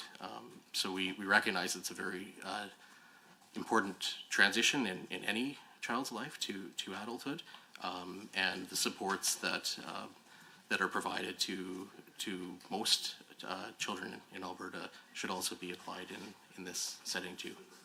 Thank you so much. Thank you. I have Emily Shepherd followed by Sinclair. Thank you, Mr. Chair. I'll perhaps direct this question to Ms. Everington, not to put it colloquially, to pick on you particularly, but just because you had sort of spoken to this a little bit earlier. In terms of the recommendations that we're getting from the OCYA here, where she is calling for these coordinated strategies. So in this, she is, for example, calling for this coordinated strategy to coordinate a public strategy, talking about how we're going to address the need for supports for youth with disabilities who have complex needs. So I appreciate what you had to say about the complexity of this, how it involves a lot of moving pieces, a lot of communications across ministries, a lot of different things. But I think one of the reasons this is called for publicly is because a public strategy does allow for accountability. It does allow for, I think, much more effective collaboration and coordination amongst stakeholders and partners who are working with government on a number of these issues. So, for example, when we're talking about this youth opioid strategy, you know, which of course I'm assuming the responsibility for that is now falling with Recovery Alberta, as having taken that lead and sort of inheriting that from health. And again, I recognize the complexity of things, and I recognize, of course, that each ministry is working at the direction and the will of the respective minister. And what we've certainly seen is that complex things can happen in a relatively short period of time. If by means of example, we're seeing an entire transformation of the whole of our healthcare system in about 18 to 24 months because there is the ministerial will to do so, and the resources and funding provided to do that. So I guess my question is, it seems that these conversations are happening. What I've heard from yourself and from others at the table is that cross-ministerial collaboration and conversation, all these pieces are happening. It's just not making it to the point of being iterated as that publicly communicated strategy. So is it a question then of a need of the, I guess, the resources being there, the funding, the prioritization for this to rise to the level then of taking all these pieces that appear to already be going on and actually following through on that public strategy? So in other words, that support of your work from the ministerial level in terms of the resources and funding to complete that piece of the recommendation. Thank you for your question. I think what you're describing and how you're describing it is quite accurate. It's a significant amount of resources and coordination that is required to put together a cross-ministry public strategy. And also considering the number of actions and work and initiatives that are already underway by us at the table and other ministries and other community partners that we work with. So that particular recommendation around developing a coordinated action plan is really similar to another recommendation that the OCYA had made from the mandatory reviews into child death, the April 1, 2021 to September 30th, 2021 recommendation as well, where we have been evaluated as having significant progress on that action. So we had work underway, and then the second recommendation came out asking for this coordinated action plan with the very, as I said before, that very short amount of time. So only 6 months to be able to do that, while we were already trying to respond and coordinate for the other very similar response. So we do work, like I said before, we've all said, with cross-ministry and community partners on a number of different things to really try to meet the needs of those children and youth, young adults with complex needs. And we've talked about a number of those initiatives already, cross-ministry initiatives in some cases, school-based initiatives like the mental wellness and clinical supports for children and youth across the province, like with CASA mental health classrooms, the integrated school support program. Those are all cross-ministry initiatives. mental health and addiction reports publicly on those in our business plan and through our annual reporting, as I'm sure other ministries do through their business plans as well. So we definitely leverage those government processes that are in place, like the business planning process, like the annual reporting process, to identify those cross-ministry and partnership initiatives. Follow-up question? Yes, thank you, Mr. Chair, and thank you. I do appreciate that response, and I appreciate you reiterating some of the programs or some of the pieces which have to do with a youth opioid strategy, and respectfully, some of which do not. What I would say is, while I appreciate the work and the collaboration and some of the communication on specific initiatives, I don't think that rises to the level of what has been requested or recommended by the OCYA. Certainly, I would say not even to the intent. But again, I respect and recognize the processes that are at work and the resources and how those are directed. I guess my question would be, is there, to your knowledge, the intent to come forward with a public youth coordinated opioid strategy, clearly stated, laying out what the intentions are, actions are, outcomes, et cetera? And if not, perhaps that's something then that we should be bringing up with the minister, I guess, at the budget and estimates table, about him choosing to make that a priority and providing the funds and resourcing to accomplish it. Yeah, thanks again for the follow-up question. Again, I would point to the Alberta Recovery Model. We have information about that provincial strategy and overall policy publicly posted on our website, so you can search the Alberta Recovery Model. It is there. And in addition, we do have, like I said before, the business plan and the annual report that will demonstrate the work that we're doing around our addiction crisis response, if you will. I have Sinclair, Lovely, Chapman, Long, and Batten. So to be cognizant of time, folks, we have more on the agenda. I'm going to push this towards 2 o'clock-ish to give us enough time. So hopefully that works, and you can take that into consideration with your questions. So with that, Emily Sinclair, you're up. Thank you, Mr. Chair.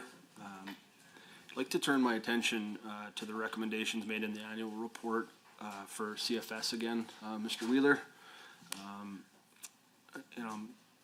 I'm very grateful to see on page 58 of the report, recommendation 1, that the Ministry of Children and Family Services has made ongoing progress in identifying tailored actions that build and strengthen connections with family, community, and culture for each Indigenous child.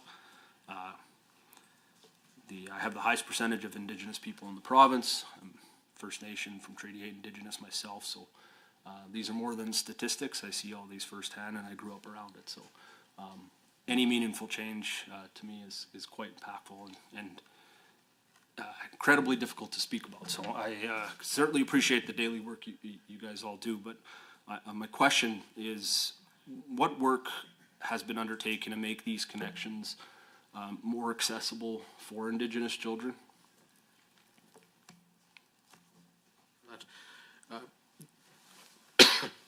Excuse me. So CFS is, as I've said, probably in several of the answers, we are really focused on continuous improvement and learning from where we've been before in the past, and that also extends the work. It extends to the work for Indigenous cultural connections. So examples that we've done include revisions to policy and practice guidance on a number of topics, including consultation with Indigenous communities, involvement with children, youth, parents and their networks, and case planning and decision making, and approvals for travel and financial expenditures related to cultural connections to reduce associated administrative burdens that may impede child or youth from engaging in those cultural activities or even having an opportunity to visit and be connected with their community. This also includes improvements to documentation in our information system to allow for better systemic data so that we can do something with that data. And this ultimately will increase the understanding and awareness of what we are doing well and where further support for policy to translate into practice may be needed. Cultural connections is integral to our legislation. and that translates all the way through to our practice policy manual. So it's something we take very seriously as a department, and we'll, focus on continuous improvement and to make it stronger because it's such a critical part. Yeah, if that's okay, I'll try and be quick, Mr. Chair. Just to follow up, and it's not directly related, but I asked this of the advocate as well in our last meeting. But we have a lot of the First Nations are negotiating with all levels of government right now, with to bring their children home, so to speak, with lots of the sovereign children's services. I was just wondering what you see, if you could, I know it's not that easy because we're in a bit of an unknown territory right now, but I was just wondering if you could maybe speak on to what that transition is going to look like for your ministry and department, and maybe provide some insight to some of the people who aren't too familiar with the situation, if you don't mind. I appreciate it. If the chair will allow, perhaps my colleague can provide a specific answer on that for the member. Yeah, absolutely. It's like the millionaire thing, you get a lifeline, so absolutely.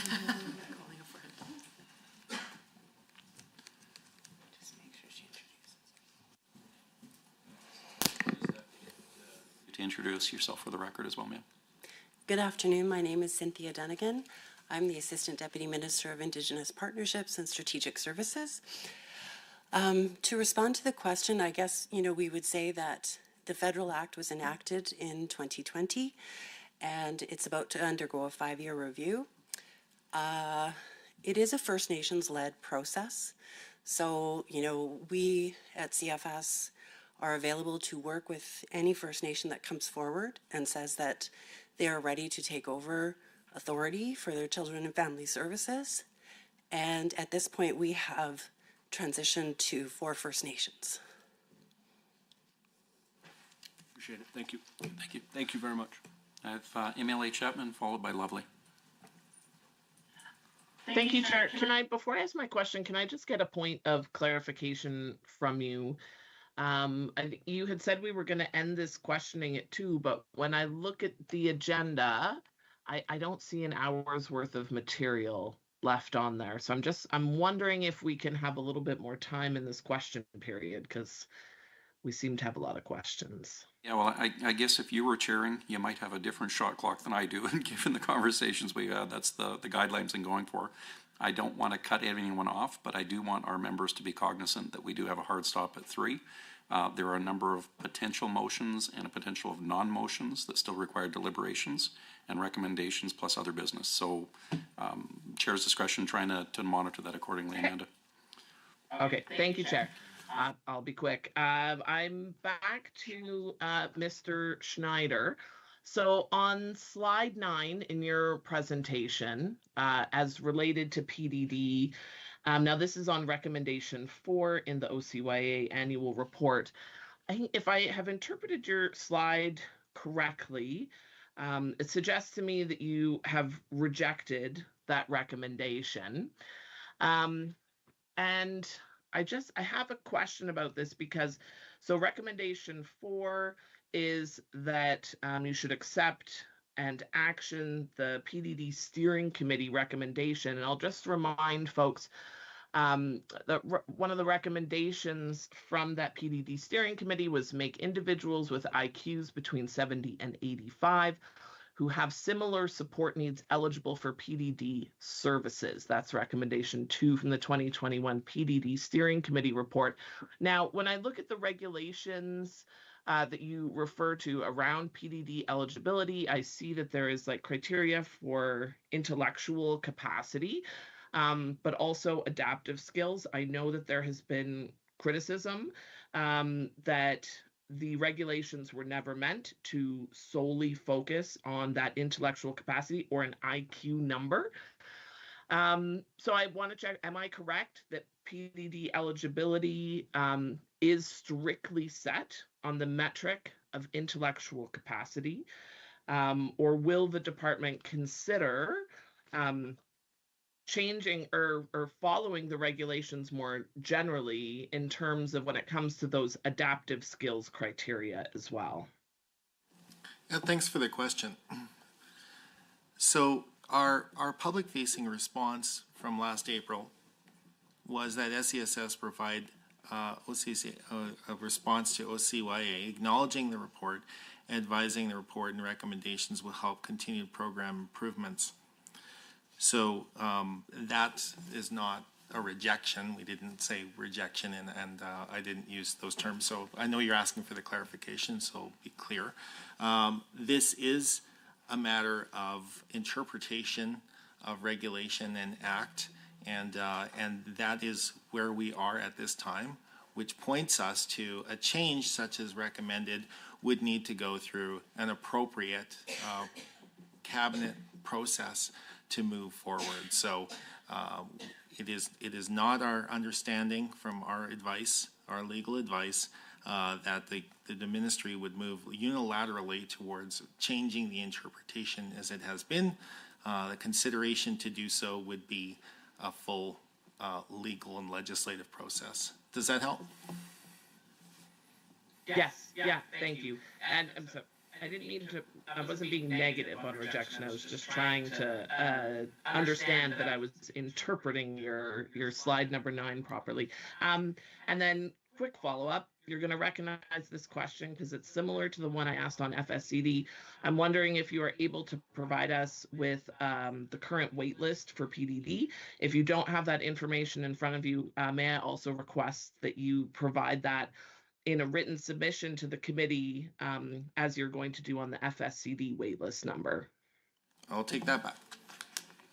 Thank you. Perfect. Thanks, MLA Chapman. MLA Lovely, you're next. Thank you so much, Mr. Chair.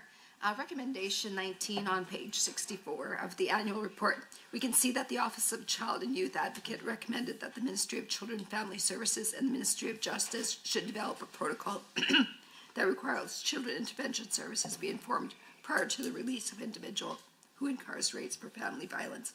If I trouble you to ask the rest of my question, I'm losing my voice.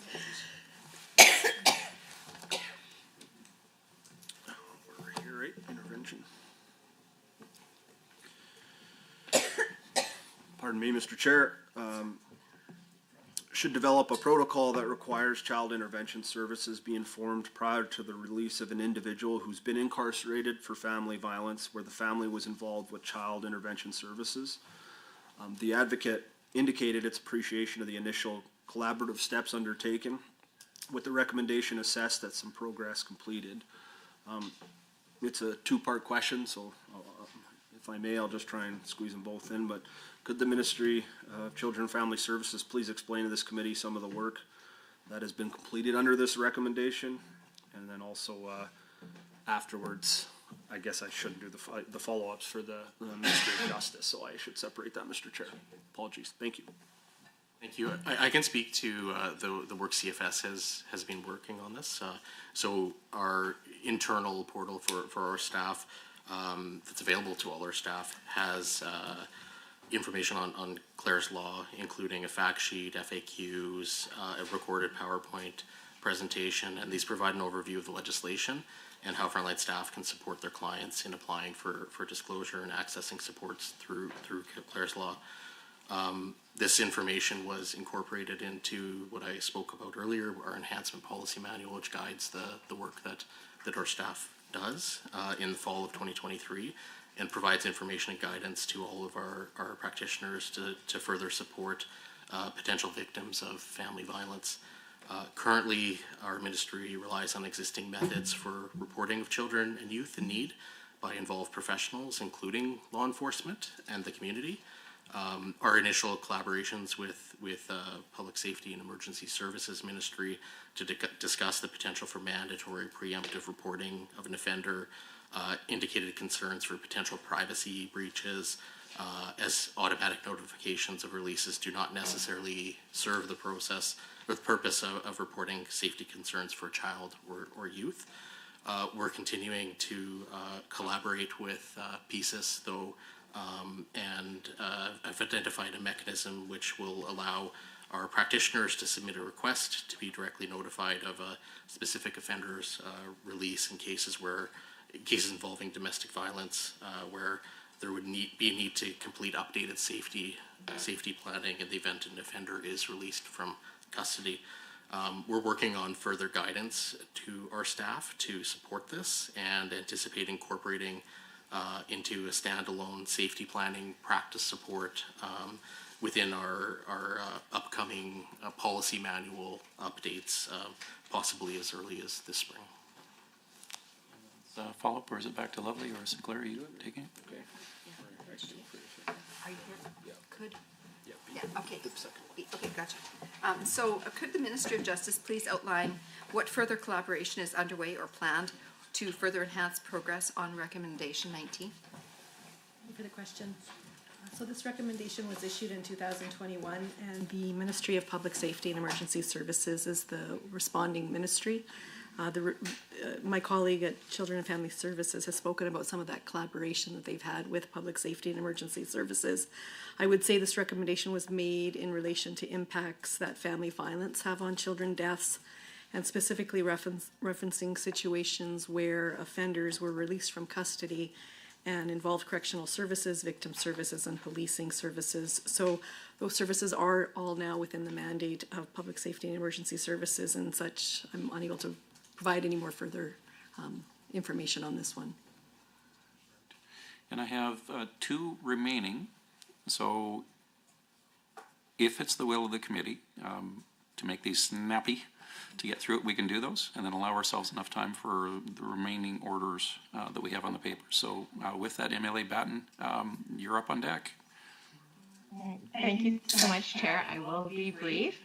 So I believe mentioned through the chair to Mr. Wheeler for Children and Family Services. Earlier you had mentioned learning from the past, and I completely agree. And so I actually have a question about a panel, so Walking as One ministerial panel on Child's Intervention's final recommendation to the Minister of Children's Services back in March 2018. A number of recommendations were put forward, of course, to deal with what were increasing numbers of children and youth in care who were suffering injury or death during that time. My understanding is all those recommendations were put forward were accepted. My question is whether or not those recommendations are still moving forward, if we audit them to make sure that they're still happening, and whether or not a future kind of similar ministerial panel might be something that would be considered in light of these numbers. So thank you for that question. The scope of our invitation here is to speak to the OCY's 2023-24 annual report and the recommendations within it. I did mention in my presentation on the front end that there is a mandated review of the Child, Youth, Family Enhancement Act that has initiated, and there's a review panel that has been established for that. I had indicated that particularly for some of the new recommendations, the panel may choose to look at specifically some of the recommendations that have come from here, but I think that's the process that that the legislation sets out in terms of mandatory review of SIFIA itself. Perfect. And what I'm going to do, cognizant of time here, if you're okay, MLA Batten, if there's anything else you need to get, maybe put it in writing, or we can talk about in deliberations, and then I'll just go to MLA Long for the last one. Thank you. MLA Long, all yours. Thank you, Thank you, Chair. Keeping it brief, there was a bit of a conversation around CASA and the 3 new houses to be established, Calgary, Fort McMurray, and a location in southern Alberta. I've also referenced the CASA website. A lot of great work going on. I'm just curious on the consideration of new houses and programs. Is there consideration for how broad and how vast rural Alberta and in particular the north actually is? I know that we fall into this trap frequently, but you know, under certain zones right now, we have Fort McMurray and Grand Prairie, for instance, are both part of North Zone, yet they're about 8.5 hours in time span away, and therefore, you know, realistically, it's hard to service people in the north in one location or the other when you have 2 mid-sized cities that far apart. So I'm just curious about the considerations around that aspect for how to bring those mental health services to the north and north rural. Thank you for that question. Planning for services in the north is a challenge, as it sounds like you're aware of. So currently CASA has a CASA house in Edmonton, and they reserve a certain number of beds in that location for northern families and children to access from those northern families, particularly Fort McMurray. That's where they see the largest demand.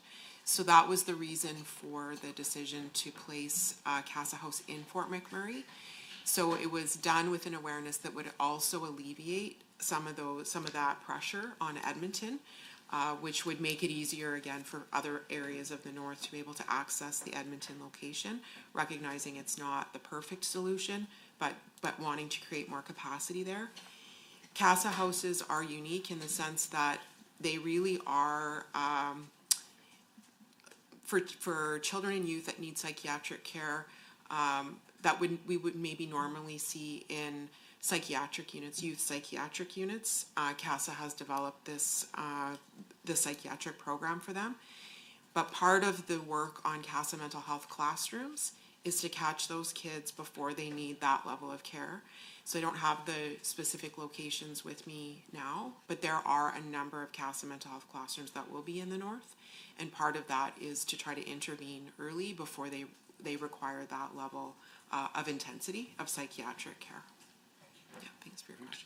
Well, with that, thank you very much for all the presentations and members being patient with each other and very professional in this area for sure. So with that, that ends the question period of the part of this. You're welcome, more than welcome to stay with us in the gallery if you wish. Obviously, if you're more than inclined to get back and start working on some of these recommendations, you're feel free to do so as well. Now with that, members, we'd like to turn this over to deliberations and recommendations.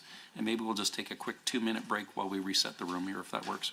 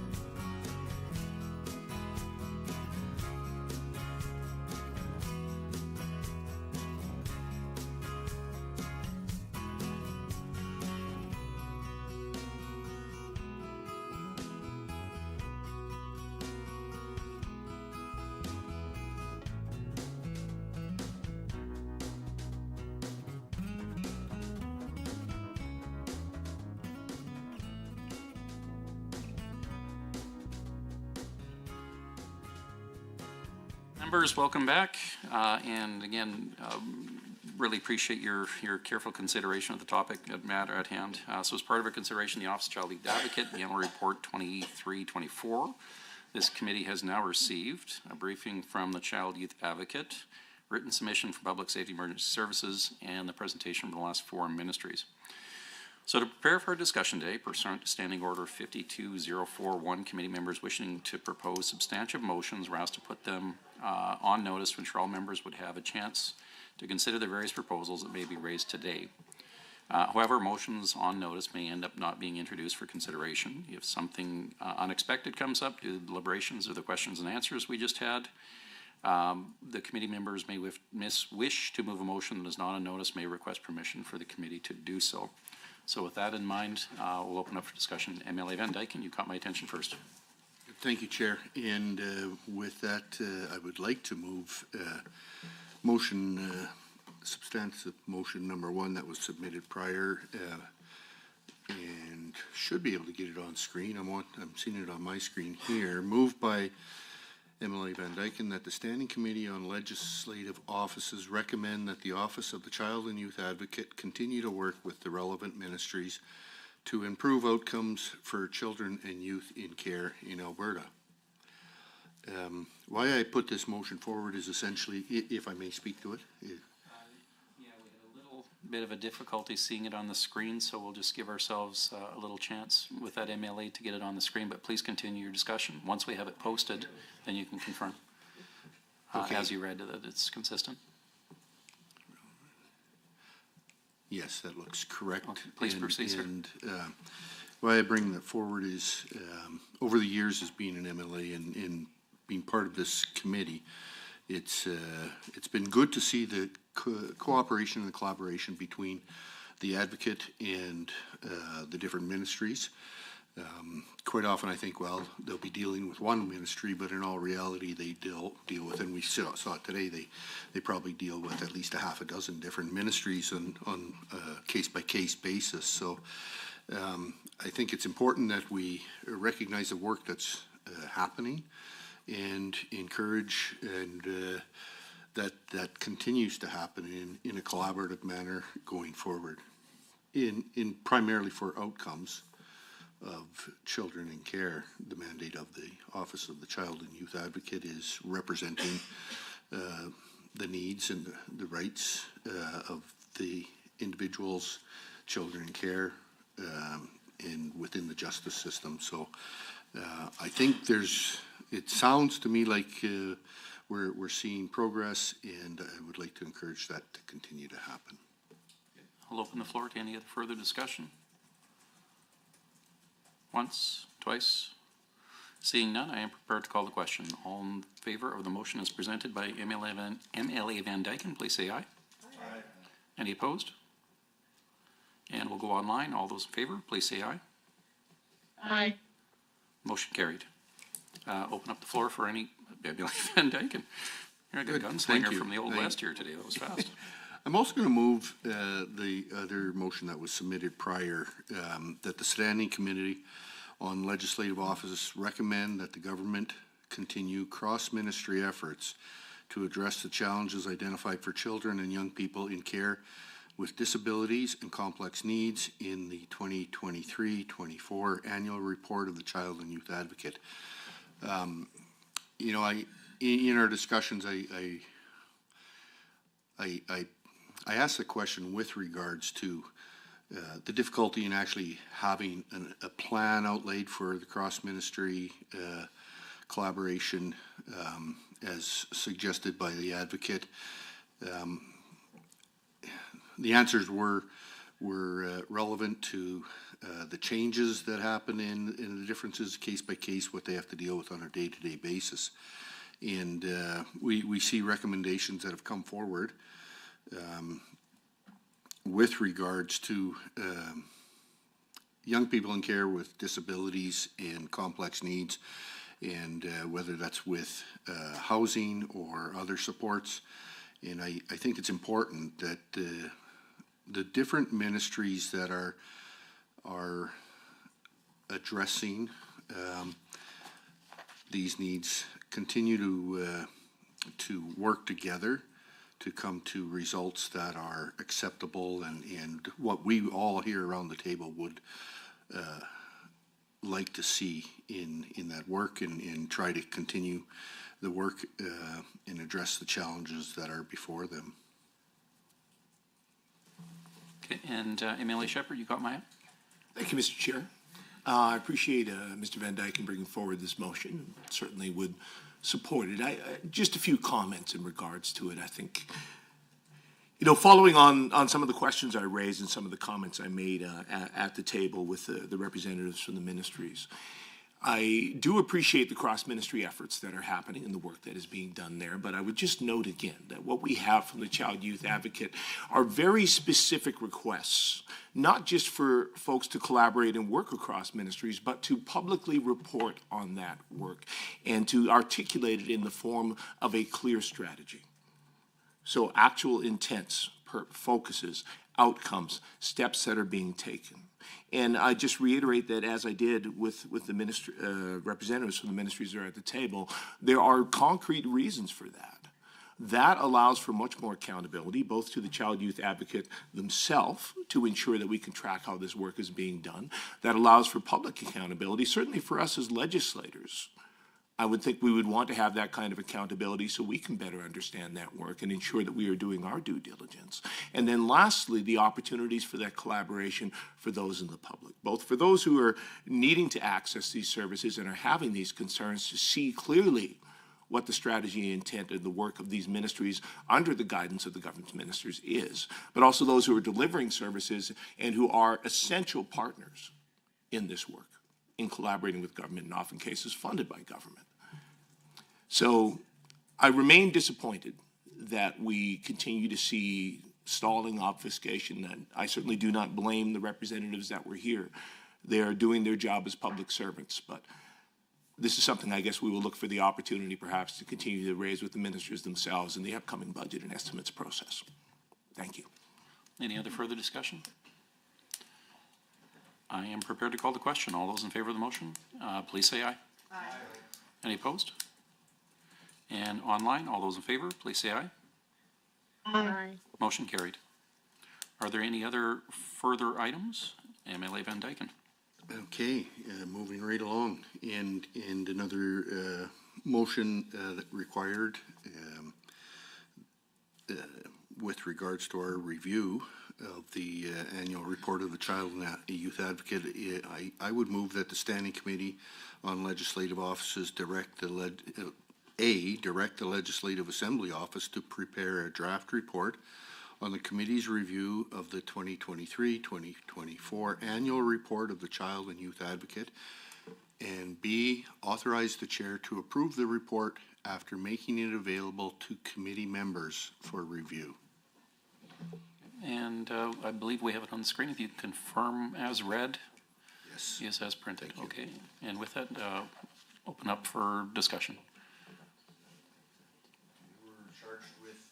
If I may, Chair, I believe the committee was charged with this review, and it's our responsibility then to also report back, and I would put it to the Office of the Legislative Assembly to be able to draft a report, the chair to approve the report after all committee members have been able to go through it and provide input if necessary. Okay, and MLA Dack, you caught my attention? Yes, thank you. And germane to Emily Van Dyken's comment where he's just recently said provide input upon review. I'm wondering if indeed there were objections to the draft report, what opportunities there would be to amend it upon review. It's not really mentioned in the motion. Yeah, I don't know, and I'll check with the clerks, that you can amend the report. You could put, from my understanding, you could put your own comments to it. It would be a secondary thing, but I'll defer to the clerk. Like, we can't amend the auditor's or the Office of the Child Youth Advocate's report itself. No, I mean the draft report provided by by the committee itself. Right. Oh, okay, yeah. Okay, so I'll just defer here for a sec. Go ahead, Nancy. Thank you, Mr. Chair. I think the way the process has worked is, members review it, and if they notice that something's incorrect, in the report. They would notify the committee clerk or the committee, and then at the committee's direction, we would just correct that omission or error, and then have it sent around again for another review.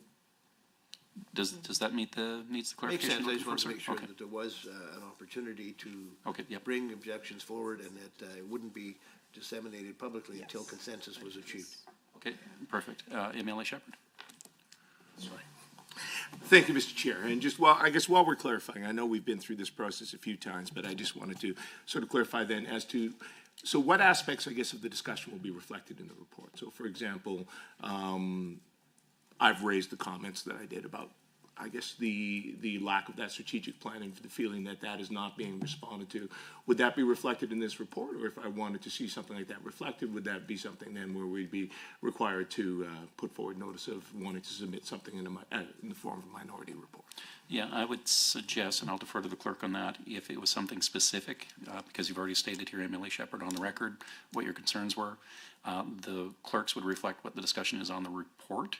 If you wanted something more substantive to further exemplify your points, then yeah, it would have to be in addition to, and I'll just defer to the clerk if that's the same understanding. Thanks, Mr. Chair. Yes, the content of these reports are sort of a summary of what the committee did, how often it met, who it met with, who came in to speak, perhaps a little bit of context of what was spoken on, and then the recommendations and any debate that occurred with respect to the recommendations would be built in as context as well. And that's it. Other than that, yes, if there's a specific thing, I would agree that a minority report would be the vehicle. Thank you for that clarification. Yeah, more vanilla, not Neapolitan, if that makes sense. Go ahead, MLA Van Dyke. Thank you. In just for clarity, like one thing that will be included in the report are the dates that we met, and what was provided on those dates, and it's all been in a recorded manner, so it is on the public record for anybody that's interested. They're able to access that information through the Legislative Assembly documents, and so I think all of that detail is available, and by moving this, I would like to see, essentially what I'm hoping to see, and I believe that's what is presented, is an overarching report on the work that was done, who reported, what was reported, and the like. So I appreciate that. And then just for potentially clarification from the committee for the chair's purposes, how long would you like to review it for? I would suggest maybe 1 working week once it's gone in. Yeah. If the chair doesn't hear anything past that, then the chair would be putting it into the ledge. Is that amiable to everybody here? Okay. I think that's acceptable. Okay, thank you. So with that, as the motion read and conversation taking place back and forth on it, deliberations, and with the clarifications without changing the amendment itself, I am prepared to call the question. So all those in favor of the motion as presented, please say aye. Aye. Any opposed? And online, all those in favor, please say aye. Aye. Motion carried. With that, I am prepared to go on to next order of business, unless there's anything else that's coming out of the woodwork here. Seeing none. The other business, so we have an auditor general update. So quick note for the record, committee members are aware that we received an update from the Auditor General regarding the 2024-25 budget forecast, and indicated that the officer no longer anticipates pursuing a supplementary request for the current fiscal year. Are there any other items open for discussion for other business? Seeing none. I just want to add for everybody here, again, I really appreciate how professional everybody in this committee has done their work over the last bit. Exemplary work, folks. And again, it's a tough file. Really appreciate all your input into it. So as the chair, gold star for everybody. Well done. Next meeting date will be at discretion of the chair, and on to most times everyone's favorite part of the meeting is the adjournment. So would a member wish to move to adjourn? Well, there's hands going up all over the place. Sinclair. Chair, I move to adjourn the meeting. All in favor, please say aye. Aye. Any opposed? And online, just to make sure the clerk doesn't kick me under the table. All those in favor? Aye. Motion carried. Thank you very much, everyone. Take care.